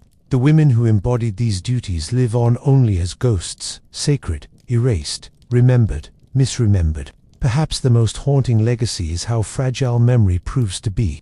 A practice can sustain entire civilizations for centuries, and then vanish into silence within a few generations. What was once sacred law becomes, in time, unspeakable vice, and the people who carried that duty are left nameless, their bones lying quietly beneath fields that once depended on their rituals. So the story of sacred sexuality doesn't end with continuity. It ends with erasure and distortion, with fragments unearthed from temples and reinterpreted under fluorescent lights. It ends with dances no longer dedicated to gods but applauded on stages. It ends with silence where voices once sang of duty, devotion, and the weight of bodies standing in for cosmic order. The gods may have been satisfied, but history rarely is. In the earliest cosmologies, desire was never trivial. It wasn't a flicker of attraction, some private indulgence in dark corners. Desire was architecture. Entire universes were imagined as born from it, ordered through it, and sustained because humans agreed to reenact it. When ancient texts speak of creation, they rarely describe gods sitting down with blueprints and chisels. They speak of coupling. Sky bends toward, earth rains fall like seed into soil, the womb of the land opens, and out comes life. Desire wasn't just part of the story, it was the engine. The Sumerians made no effort to disguise this logic. Their goddess Inanna was not merely patroness of love and war. She embodied the principle that erotic union generated fertility itself. Without desire, her myths insisted, crops withered, herds thinned, and society fractured. A king might fight battles and raise walls, but if he failed to perform the sacred union, he failed to rule. One did not separate politics from passion, because the gods had already welded them together. Egypt carried its own version. In the Memphite theology, creation begins with Ptah conceiving the world in heart and tongue, but older traditions insist on something less abstract. Atum generating the first deities through acts that today would be politely categorized as self-directed fertility rituals. This was not whispered about with embarrassment. It was cosmic precedent. The message was clear. Desire, whether fulfilled, with another or alone, was the principle that made existence possible. Every farmer who bent over a furrowed field was repeating Atum's gesture, whether he liked it or not. Even the Rig Veda in India, one of the oldest religious texts, described Kame desire as the first seed of thought, the force that stirred the waters and gave rise to creation. Desire preceded law, fire, and even the gods themselves. It wasn't something humans discovered. It was something humans inherited, a divine compulsion embedded in their bones. From there, the mirror was easy to hold up. If the cosmos had been formed through passion, then human society had to continue the pattern. Ritualized unions, fertility festivals, offerings enacted through intimacy, these weren't indulgences, they were civic maintenance. Without them, the rain might falter, the Nile might sulk in its bed, and the gods might withhold their favor. To abstain wasn't modesty, it was sabotage. What makes this worldview eerie is how matter-of-fact it was. The people who carved hymns into clay or sang at seasonal rites didn't treat sexuality as scandalous or private. They treated it as logistics. Just as one had to bake bread, dig canals, or slaughter animals for sacrifice, one had to channel desire into the cosmic mirror. The field demanded it, the herd required it, and the stars insisted on it. Of course, once desire is declared obligatory, someone must supervise it. Priests and rulers positioned themselves as interpreters of what the gods wanted, ensuring that cosmic order was reenacted on human terms. Beds became altars, unions became ceremonies, and bodies became conduits. Desire was not a matter of personal will, it was paperwork stamped by heaven.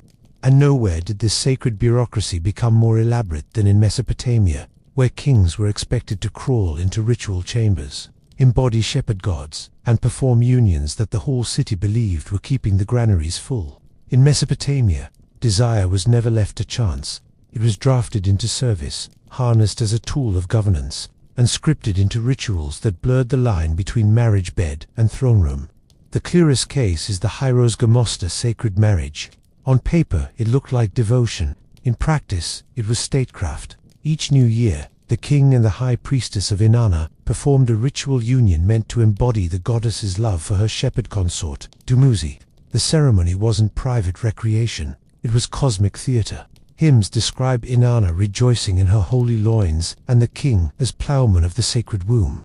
Awkward phrasing aside, the point was clear. If their union pleased the goddess, the land would flourish. Fertile fields, swelling herds, obedient citizens, all of it hinged on a ruler's ability to perform, and not in council chambers.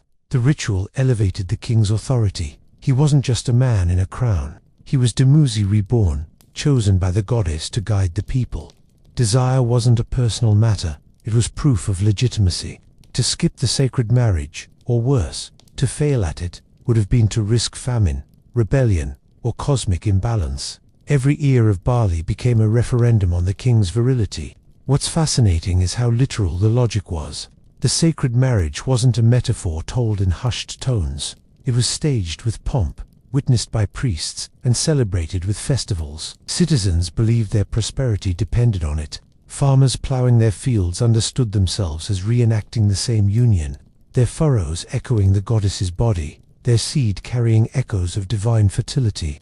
Political authority became inseparable from erotic ritual. The priestess's role was equally crucial, though less celebrated in later chronicles. She embodied Inanna, not as herself, but as vessel. Her body validated the king's rule, her presence anchoring divine approval. Without her, there was no ritual, no legitimacy, no cosmic balance. Yet while kings were immortalized in inscriptions and monuments, priestesses vanish into fragments, their names rarely preserved. The system depended on them, but history chose to forget them. Economic stakes lay beneath the ritual. Temples gained wealth and prestige from these ceremonies. Offerings poured in, treasuries filled. Land was dedicated to Inanna's cult. The sacred marriage wasn't only about ensuring crops, it ensured temple coffers. Desire, repackaged as duty, became infrastructure for the economy. The irony, of course, is that a king's authority in war, trade, and politics was bolstered by what happened in a ritual chamber. No amount of soldiers could replace the belief that his union with the goddess had secured divine favor. Power wasn't just displayed in battles or monuments. It was enacted in ritual beds, under the gaze of priests who measured not only sacrifices but size. And yet, this Mesopotamian model was not unique. The same logic that desire had to be staged for the gods, that intimacy was obligation spread across regions. In India, it was reframed not through kings but through women, consecrated directly to deities, their bodies folded into temple service as permanent offerings. In India, the relationship between desire and divinity found its most enduring stage inside temples.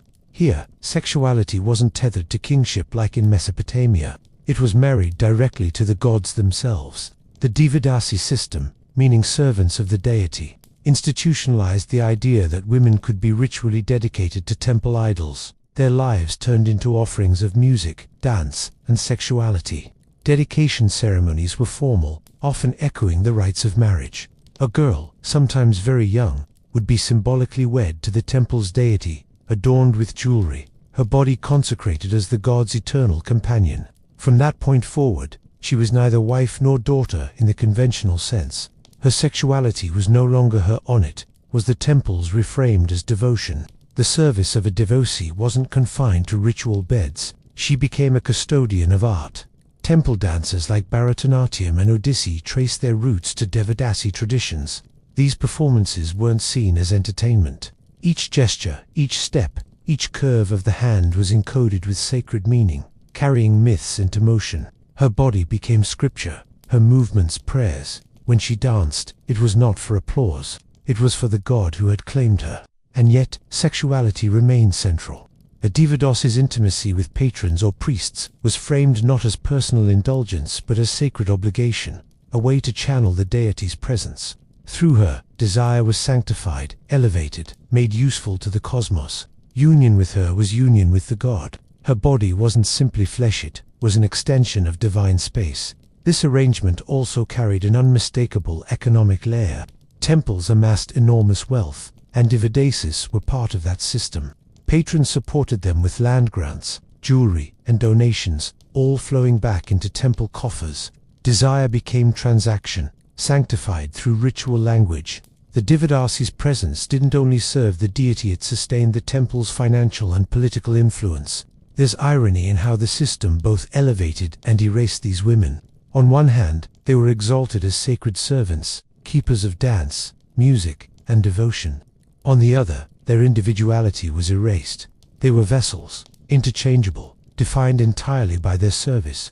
Society outside the temple often regarded them with suspicion. Neither respectable wives nor free courtesans, suspended in a liminal category that was both honored and marginalized. Risk was constant. Dedication often happened before the girl could understand what it meant. Poverty drove families to give daughters to temples, sealing their futures with ritual vows. Once consecrated, there was no escape. Disease, exploitation, and stigma shadowed their lives. And yet, for centuries, the system endured, normalized as cosmic necessity. Colonial encounters twisted the story further. British administrators, steeped in Victorian morality, condemned the Devadasi tradition as prostitution, stripping it of its sacred framing. Laws criminalized dedication, and by the 20th century, the system officially collapsed. But fragments remain, dances performed on stages, music preserved, oral histories whispered by descendants. The sacred duty of desire didn't vanish. It transformed, surviving as art rather than ritual. What lingers is the unsettling clarity of the original system. In this world, desire wasn't optional. It wasn't romantic. It was infrastructure. A devadase's body stood as proof that the gods demanded not only hymns and offerings, but devotion enacted in flesh. And while India carried this idea through temple women, the Greeks gave it another form, dedicating desire to Aphrodite herself, folding women's bodies into sanctuaries where love was liturgy and sexuality a civic duty. In the Greek world, desire was hardly left to bedrooms and whispered gossip. It was staged, institutionalized, and sometimes marched straight into the temples of Aphrodite. The goddess of love wasn't honored with silence or modesty, but with acts that mirrored her domain. If Aphrodite embodied passion, then worship meant embodying it too. Herodotus, never one to resist a sensational story, claimed that in Corinth, every woman was expected at least once in her life to dedicate herself at the goddess's sanctuary. The ritual was blunt. She offered her body to a stranger as a form of devotion. The coin received considered an offering to Aphrodite. Whether Herodotus exaggerated or not, Tan scholars still argue over that. The tale reflects a widespread belief across the Mediterranean that sexuality could be transformed into prayer, that desire was not indulgence but obligation to the goddess of love.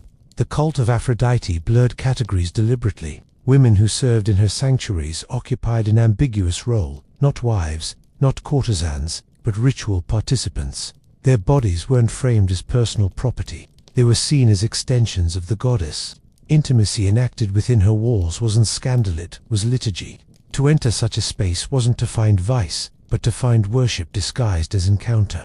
And this logic wasn't unique to Greece. Similar practices thrived in the Levant, in Cyprus, in temples of Astarte and Ishtar, where passion was woven into seasonal rites. What Corinth did was give the practice civic scale.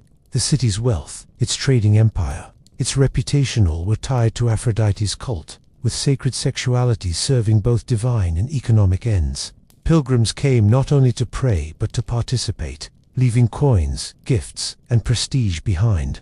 Desire became civic infrastructure, wrapped in marble columns and perfumed with incense. The paradox is telling. Women dedicated to Aphrodite could gain wealth, influence, even renown, but they were also marked, suspended between categories. To some, they were revered as embodiments of the goddess. To others, they were suspect, their roles painted as excess or corruption. Later writers, especially Christian ones, turned these sanctuaries into symbols of decadence, collapsing nuance into moral caricature. What had been sacred duty became, in hindsight, a warning story. Still, for the centuries when it flourished, the cult of Aphrodite treated desire as more than private longing. It was an offering. To give oneself in her temple was to affirm that passion belonged to the gods, that sexuality wasn't shameful but sacramental. The body became altar, and its union became incense. Economics lingered beneath the devotion. Temples accumulated wealth, and cities profited from the reputation of their sanctuaries. Desire was recast, not only as obligation but as resource, a steady flow of offerings sustaining both deity and city. The cult was as much a treasury as it was a temple. And yet, what makes the Greek case striking is its visibility. While Mesopotamian rituals often hid behind palace walls, and India's Devadasis lived within temple hierarchies, the worship of Aphrodite spilled into civic identity. To honor her was to embrace passion as public duty.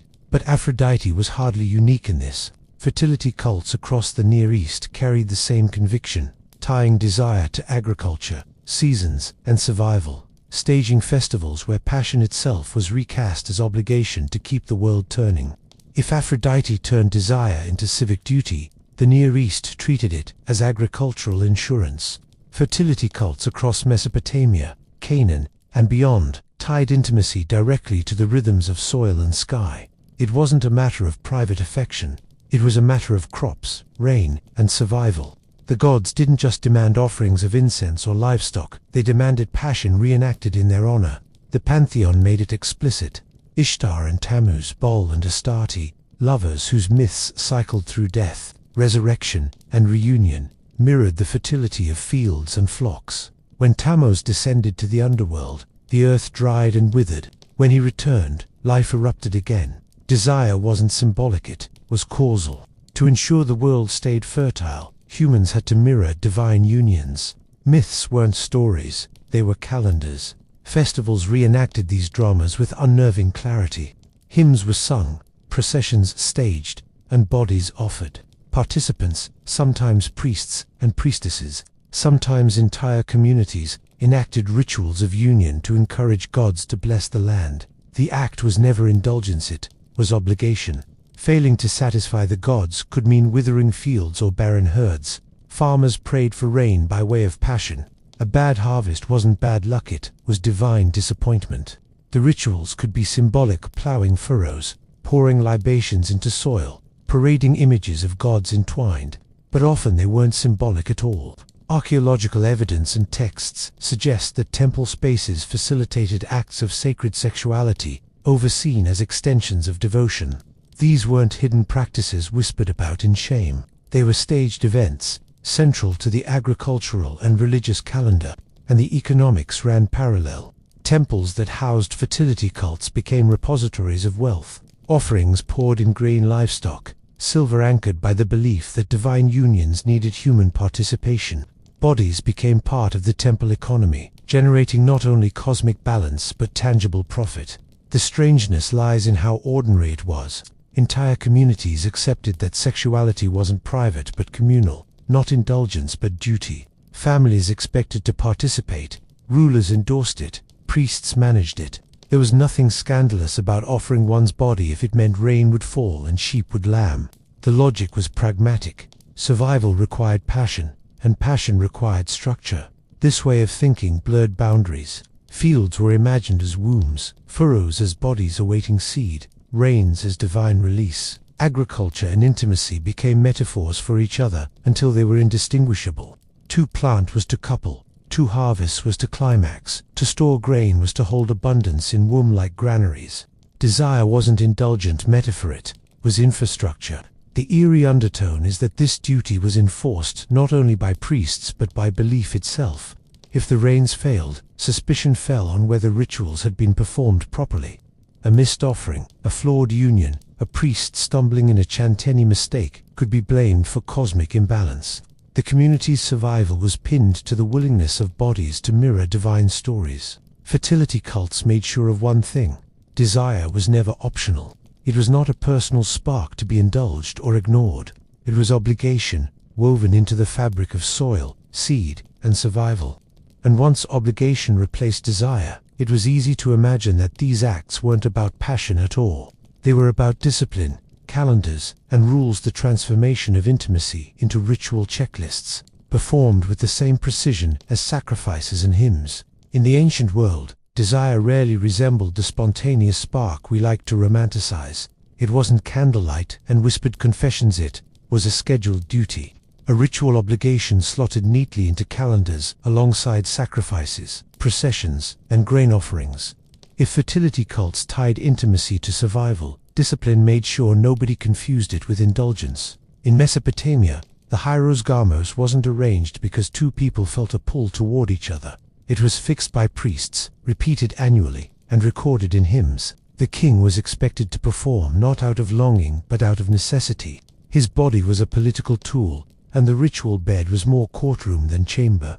The script had to be followed precisely. Failure wasn't personal embarrassment. It was cosmic negligence.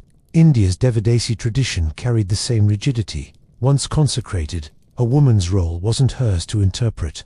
Her sexuality was property of the temple, managed as carefully as its accounts of land and cattle. She couldn't choose when or with whom. Her body followed ritual logic, not personal inclination. Desire was reframed as temple discipline, obligation dressed in the language of devotion. Even in the Mediterranean, Aphrodite's sanctuaries reinforced this logic. Participation in rituals of sacred sexuality was not framed as freedom, but as civic responsibility. Herodotus's tale of Corinth makes the point bluntly. Women were expected at least once in their lives to dedicate themselves at the goddess's sanctuary. The act wasn't about pleasure, it was about duty. To abstain wasn't modesty, it was neglect of the goddess. This redefinition of intimacy as discipline carried strange consequences. It flattened individuality. A priestess, a devotee, a temple servant nun, were seen as acting from personal will. Their bodies became interchangeable instruments, standing in for cosmic forces.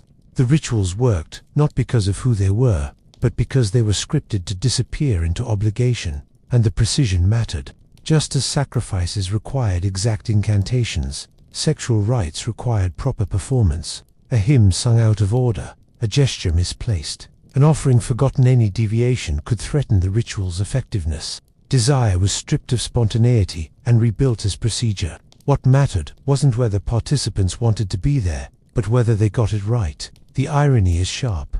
What many cultures treat as private and unpredictable was in antiquity bureaucratized. Passion was slotted into the same category as temple accounts and seasonal festivals. Bodies were disciplined like instruments, tuned for ritual service. Intimacy wasn't liberation, it was liturgy. And that discipline didn't only maintain cosmic order, it maintained social order. The king proved his legitimacy, the priestess her role, the temple its wealth. Desire acted as glue, binding individuals to hierarchies, sustaining both the cosmos and the state. But the moment desire is transformed into discipline, it becomes a political weapon. Kings, priests, and entire dynasties used the language of sacred obligation to justify power. The bed was not only a stage for gods, it was a throne room in disguise. Desire, once reframed as obligation, inevitably hardened into hierarchy. It wasn't just about pleasing the gods anymore. It was about reinforcing who sat on the throne, who knelt at the altar, and whose body carried the burden of cosmic balance. Ritual intimacy didn't unfold in a vacuum. It unfolded along lines of gender and power, where one side declared and the other side embodied. In Mesopotamia, the king's performance in the sacred marriage declared him legitimate. His virility became political propaganda, sung in hymns that praised not his military tactics but his ability to satisfy an Anna. The priestess, meanwhile, acted as vessel for the goddess, essential yet curiously anonymous. The ritual depended on her, but history treated her as supporting caste. Kings left inscriptions, monuments, and dynasties. Priestesses left only fragments of names buried in temple archives. Desire gave men legitimacy, while women gave themselves and then vanished. India sharpened the pattern further. Devadasis were consecrated to gods, but the benefits flowed upward. Rulers who patronized them earned prestige as protectors of temples. Temples amassed wealth from their service, and priests oversaw the entire machinery. The women themselves existed in a liminal category, neither wives nor courtesans, both exalted and expendable. Their bodies embodied devotion, but their authority was curtailed. Desire empowered institutions, not individuals. In Greece, the cult of Aphrodite offered a civic twist. Sacred service at her sanctuaries was framed as communal duty, a way of binding city and goddess together. Yet here, too, gendered expectations shaped the ritual.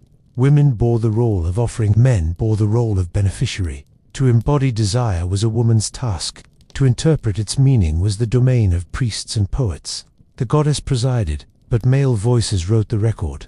What emerges is a stark asymmetry. Men's participation in these rites was often symbolic, standing in as kings, patrons, or civic representatives. Women's participation was embodied, literal, physical. Male legitimacy flowed from female performance. Kings claimed cosmic sanction because women enacted it for them. Priests claimed authority because women supplied the rituals that demanded supervision. The balance was lopsided by design, and yet the system required women absolutely.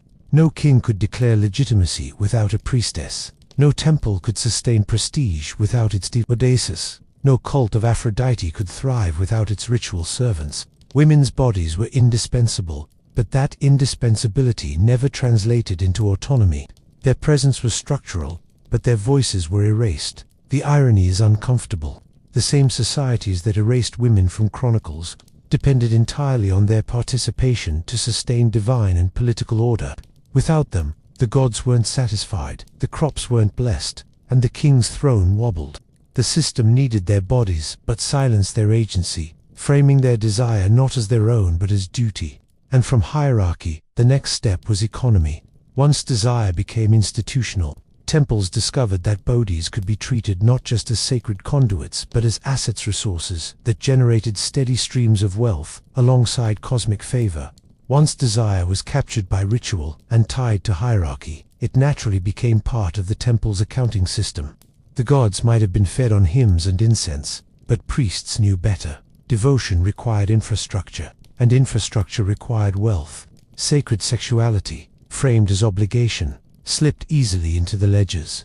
In Mesopotamia, temples of Inanna and Ishtar accumulated staggering resources. Ritual unions, seasonal festivals, and dedications drew offerings from across the city. Farmers delivered grain, merchants gifted silver. Rulers offered land, all tethered to the conviction that cosmic balance required human passion. Hymns celebrated the goddess's satisfaction, while receipts tracked the barley collected afterward. Desire wasn't only spiritual, it was economic fertilizer.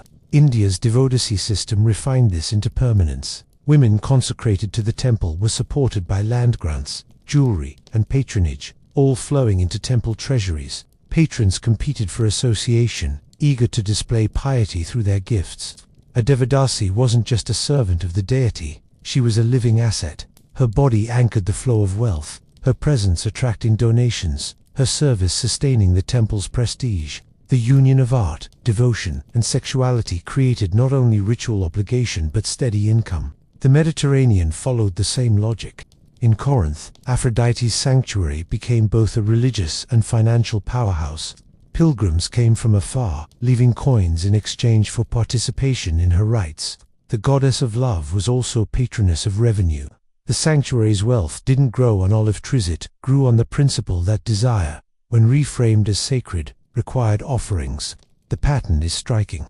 Temples acted as treasuries, banks, and landlords. Bodies became the justification for wealth accumulation. Sacred sexuality wasn't marginal or scandalous. It was institutional, predictable, and profitable. Rituals were never free. They were transactions, cloaked in incense and hymns. The participants may have believed they were securing divine favor, but the priests understood that the gods preferred their offerings in silver and grain. And yet, this system created its own contradictions. Women's bodies were exalted as sacred vessels, yet treated as economic resources. Kings' virility was praised in hymns, yet reduced to receipts in temple stores. Desire, stripped of spontaneity, was repackaged as obligation and taxed accordingly. The divine bedchamber was, in practice, a very efficient treasury. What's unsettling is how seamlessly the system blended belief and bookkeeping. Nobody thought of it as exploitation. They thought of it as survival. The gods demanded devotion. Devotion demanded ritual. Ritual demanded wealth. To question the process would have been to risk famine or divine wrath. Better to pay the fee, offer the gift, and leave the temple, knowing that both cosmos and economy had been satisfied. But economies are fragile, and wealth attracts suspicion. As empires shifted, as monotheistic faiths rose, as colonial rulers arrived, these temple systems came under attack. What was once praised as sacred obligation was recast as corruption, vice, or scandal. The ledgers were burned, but the stigma remained, and from that suspicion grew a slow, deliberate erasure, one that reframed sacred desire not as obligation but as sin, reshaping memory itself. Sacred sexuality may have once been the scaffolding of ritual, economy, and kingship, but it didn't survive the arrival of new moral frameworks. What had been duty was slowly redressed as vice, first whispered about as excess, then condemned outright as sin. The rituals didn't change immediately. Belief never vanishes overnight, but their meaning was reinterpreted, until memory itself turned against them. In Mesopotamia, as power shifted from city temple states to sprawling empires, the sacred marriage grew increasingly symbolic. Kings preferred to prove legitimacy with armies, not with ritual beds, and scribes quietly retired the hymns of Inanna's embrace. Desire slipped from cosmic necessity into cultural embarrassment, mentioned only in myths, while the rituals faded into obscurity. The Greek world underwent a harsher reformation. Philosophers had long sneered at Aphrodite's temples, but it was Christianity that closed them for good. What Herodotus described as sacred obligation was rewritten as corruption.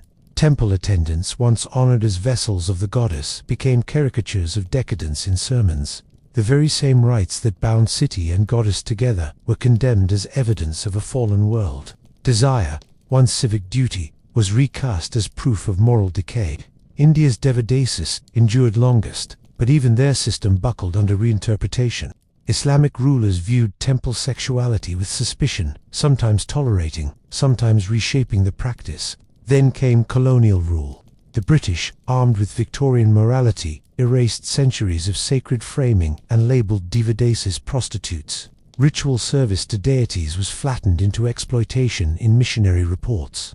Laws followed, banning dedications, stripping temples of patronage, dismantling a system that had once been central to religious life. Desire was no longer sacred obligation, it was criminalized. What ties these cases together is the violence of reinterpretation.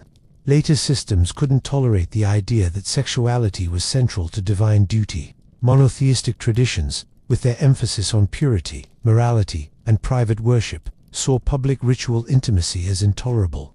Colonial rulers, obsessed with policing bodies, recast sacred practices as immoral spectacles. And yet, their condemnations reveal something about their anxieties. It wasn't just the rituals they sought to suppress, it was the memory of societies where passion had been visible, celebrated, and institutionalized. The irony is sharp. The same acts once praised as cosmic insurance policies were reframed as proof of corruption. A union that once guaranteed reign now became evidence of decadence. A temple servant once honored as goddess's wife now became, in colonial language, a fallen woman.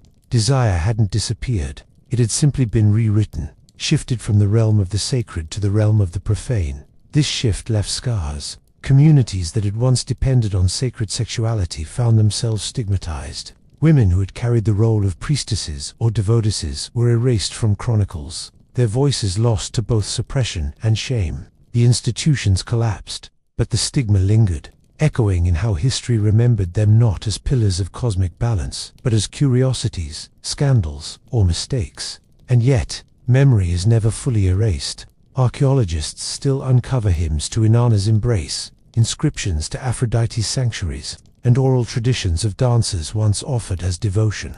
Beneath the layers of repression, fragments whisper that desire was once sacred, central, obligatory. Which brings us to the last thread, legacy. How, despite centuries of distortion, traces of sacred sexuality still survive in songs, dances, fragments, and bones, reminding us that entire civilizations once treated desire not as indulgence, but as duty. When the rituals faded and the temples emptied, what lingered wasn't clarity but fragments. Sacred sexuality, once paraded as divine obligation, left no grand monuments of its own. What survives is scattered hymns on broken tablets, inscriptions in fading stone, dances passed down without their original gods, oral traditions whispered in communities that barely remember their roots. The obligation is gone, but its shadows remain. In Mesopotamia, clay tablets still carry hymns describing the sacred marriage. They sing of Inanna, delighting in her consort, of fields made fertile through union. To modern eyes they read like poetry. To their original audience, they were cosmic contracts. These verses, now sealed in museum drawers, are all that remain of a system where a king's authority depended on desire staged in ritual beds. The bodies are gone, but the words still breathe obligation. India's devotesses left behind something more visible, art. The temple dances they preserved, once performed as offerings to gods, now survive on theatre stages, recast as classical heritage. Audiences clap for Bharatanatyam, without realizing they are watching remnants of ritualized intimacy. The devotion has shifted from temple to stage. The gods replaced by critics and cameras, but the movements carry memory. Even stripped of their context, the gestures echo a time when desire was prayer. The Mediterranean left a different kind of record-distorted memory. Christian chroniclers preserved Aphrodite's temples, not in praise but in condemnation, painting them as dens of corruption.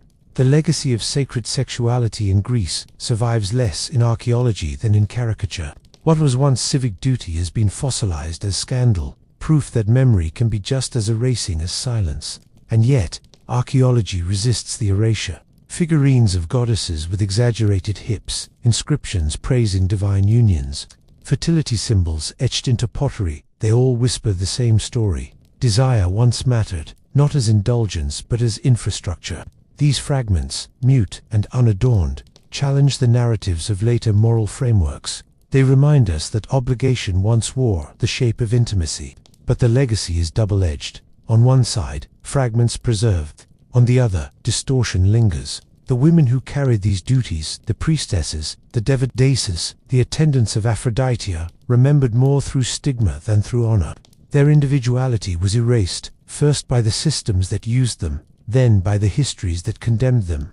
They remain essential and invisible, their voices drowned by hymns sung in other people's names. What makes this legacy haunting is its fragility. For centuries, desire was treated as cosmic duty, performed in temples, legitimizing kings, feeding treasuries, and yet a few centuries of reinterpretation reduced it to silence.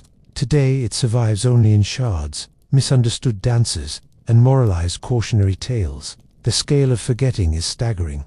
Still, the fragments matter. They remind us that what seems natural, now desire as private, personal, optional, was once unimaginable. Entire civilizations saw passion as obligation, intimacy as ritual, the body as altar. And if the memory is incomplete, that incompleteness is itself a legacy, a warning of how easily central truths can be erased, reshaped, and buried under centuries of moral reinterpretation. The gods may no longer demand devotion in beds or dances, but the traces left behind ensure one unsettling reminder. Once upon a time, desire wasn't choice, it was duty.